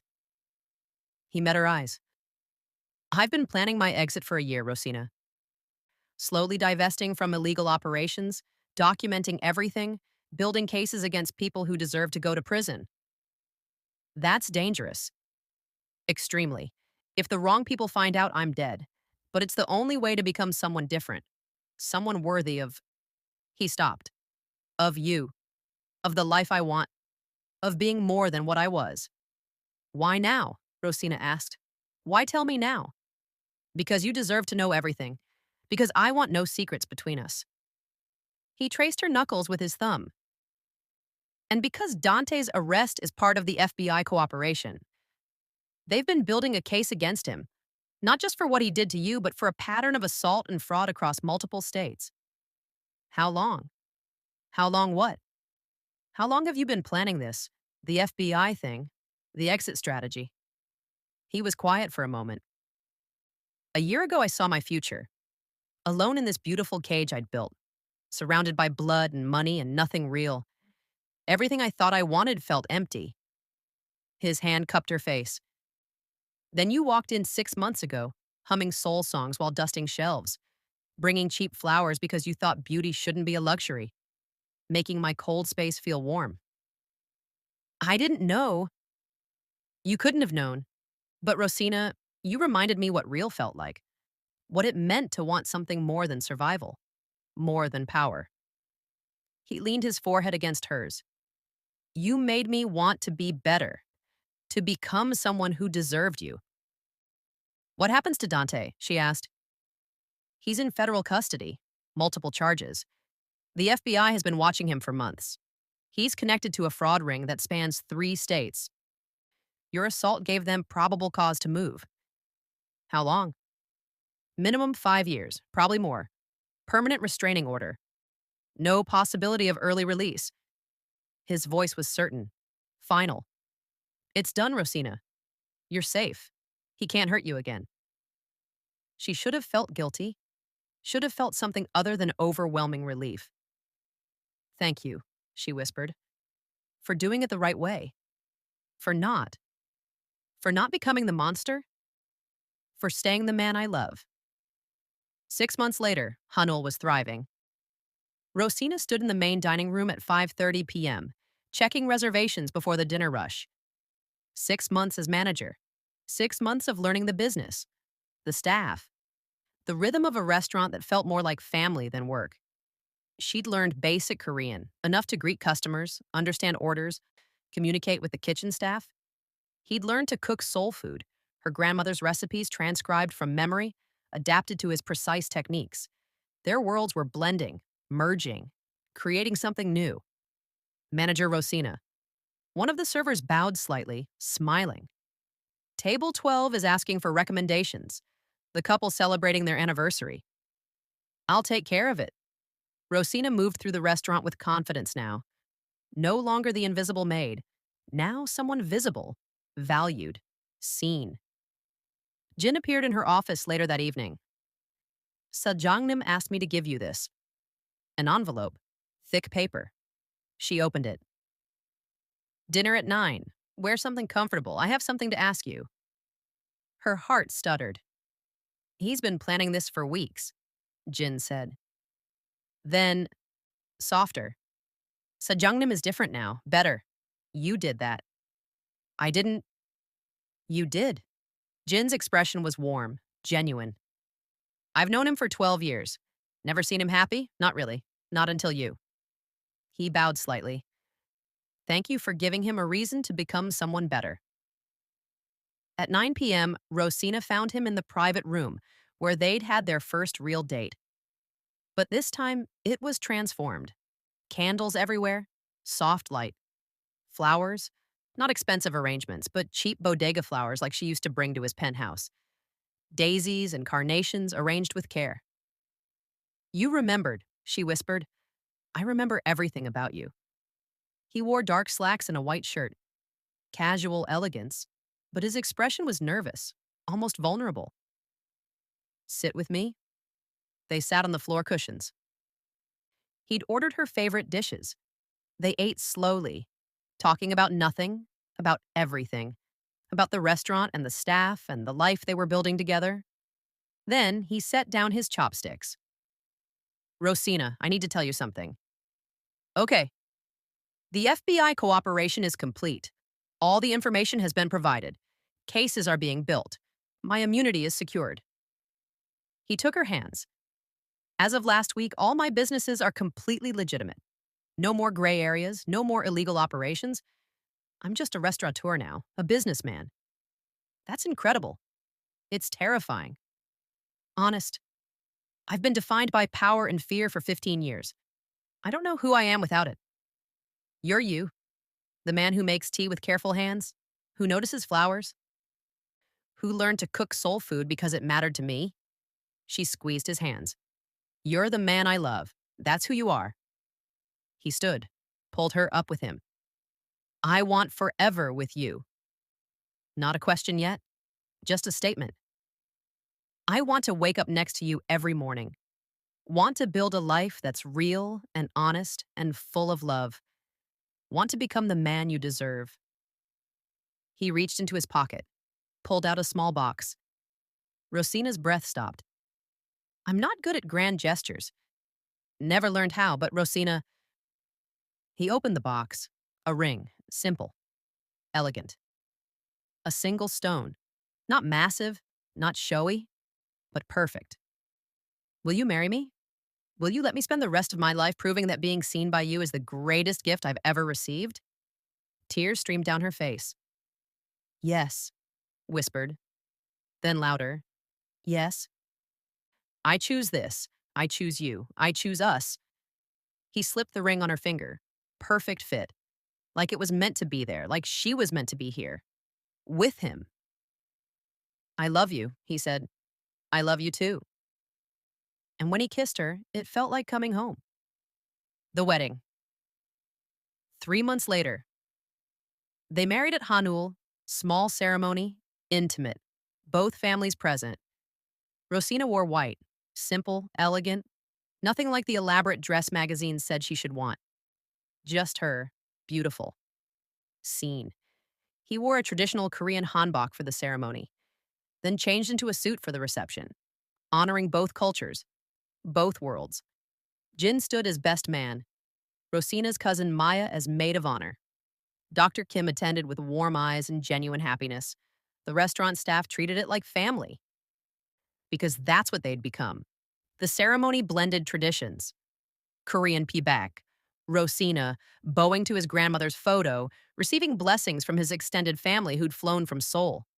Southern traditions, jumping the broom, her family's prayers, her grandmother's friend singing At Last in a voice that made everyone cry. When they exchanged vows, he spoke in Korean first, then English.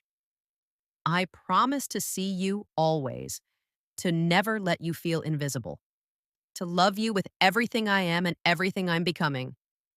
Rosina's voice shook but held steady. I promise to let you see me, always, to trust you with my heart, to build a life with you that honors where we've been and celebrates where we're going. I love you, they said together. In Korean, 사랑해. In English, I love you. In the universal language of two people who'd found each other against all odds. 1 year later, Rosina stood in their kitchen. Not the penthouse. They'd bought a house together. Something in the hills. Not too big, not too small.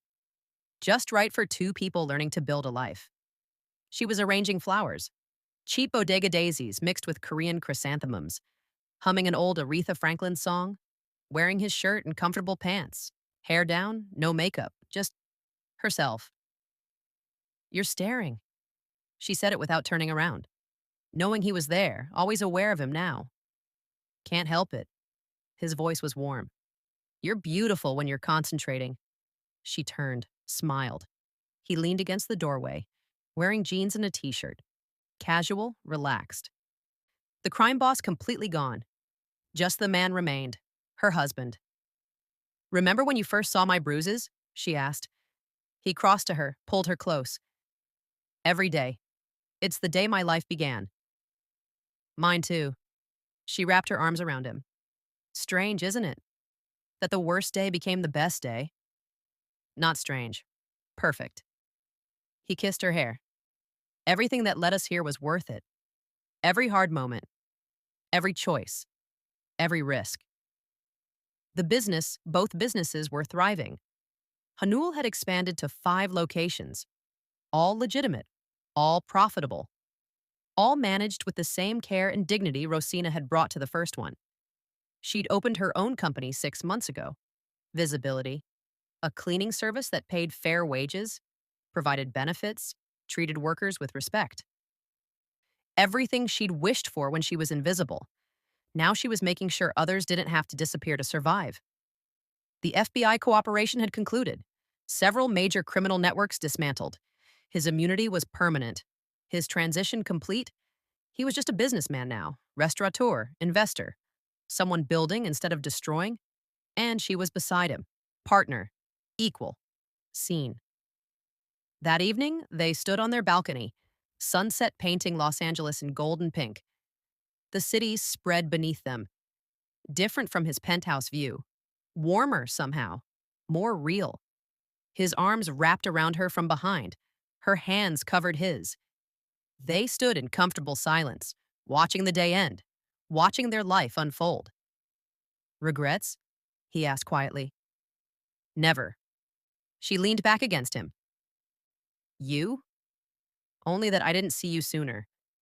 He tightened his hold. That I wasted 6 months being your employer instead of telling you that you'd become essential to my happiness. You see me now. Every day. His voice was fierce, certain. Every day for the rest of my life. She turned in his arms, looked up at this man who'd somehow become her everything. Saranghae, she said in careful Korean. His expression softened, became almost unbearably tender. Saranghae, he responded. Then in English, I love you. I love you too. She pulled him down for a kiss. My whole world. And in the city that had once made her invisible, Rosina R. Baker had never felt more seen, more loved, more home. She'd learned that being seen was worth every risk, worth crossing every line. Worth choosing danger wrapped in love over safety, wrapped in loneliness. The dangerous man who'd noticed her bruises had become the safest place she'd ever known. The crime boss who'd built empires on violence had learned to build a life on love. And together, they'd created something neither had believed possible. A partnership that empowered instead of controlled. A love that healed instead of wounded. A forever that felt like coming home.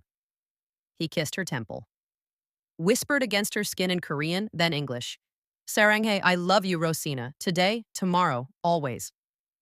I love you too, she whispered back. Eyes closed, heart full, completely, perfectly, impossibly seen. They stood together as the sun set over Los Angeles. Two survivors who'd found each other in the space between invisibility and danger. Two broken people who'd learned they weren't broken at all, just waiting, just surviving, until they found someone who saw them clearly, loved them completely, made them believe in forevers.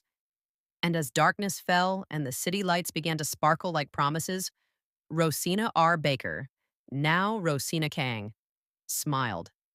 Because she'd finally found what she'd been looking for her entire life. Not invisibility, not safety, not even love exactly, but something better, something real, someone who saw her, really saw her, and chose her anyway, every single day, for the rest of their lives. Sometimes the most dangerous choice is the one that feels like coming home. Sometimes being seen is worth every risk, and sometimes the person who notices your bruises is the person who teaches you how to heal. This is the story of two people who learned that love isn't about being perfect. It's about being seen, completely, honestly, courageously, and choosing each other anyway, every single day, forever. So here's what we want to know. What do you think was the most powerful moment in their story? Was it when he first noticed her bruises, when she chose to stay despite knowing who he was, or when they built something real together? Share your thoughts in the comments below.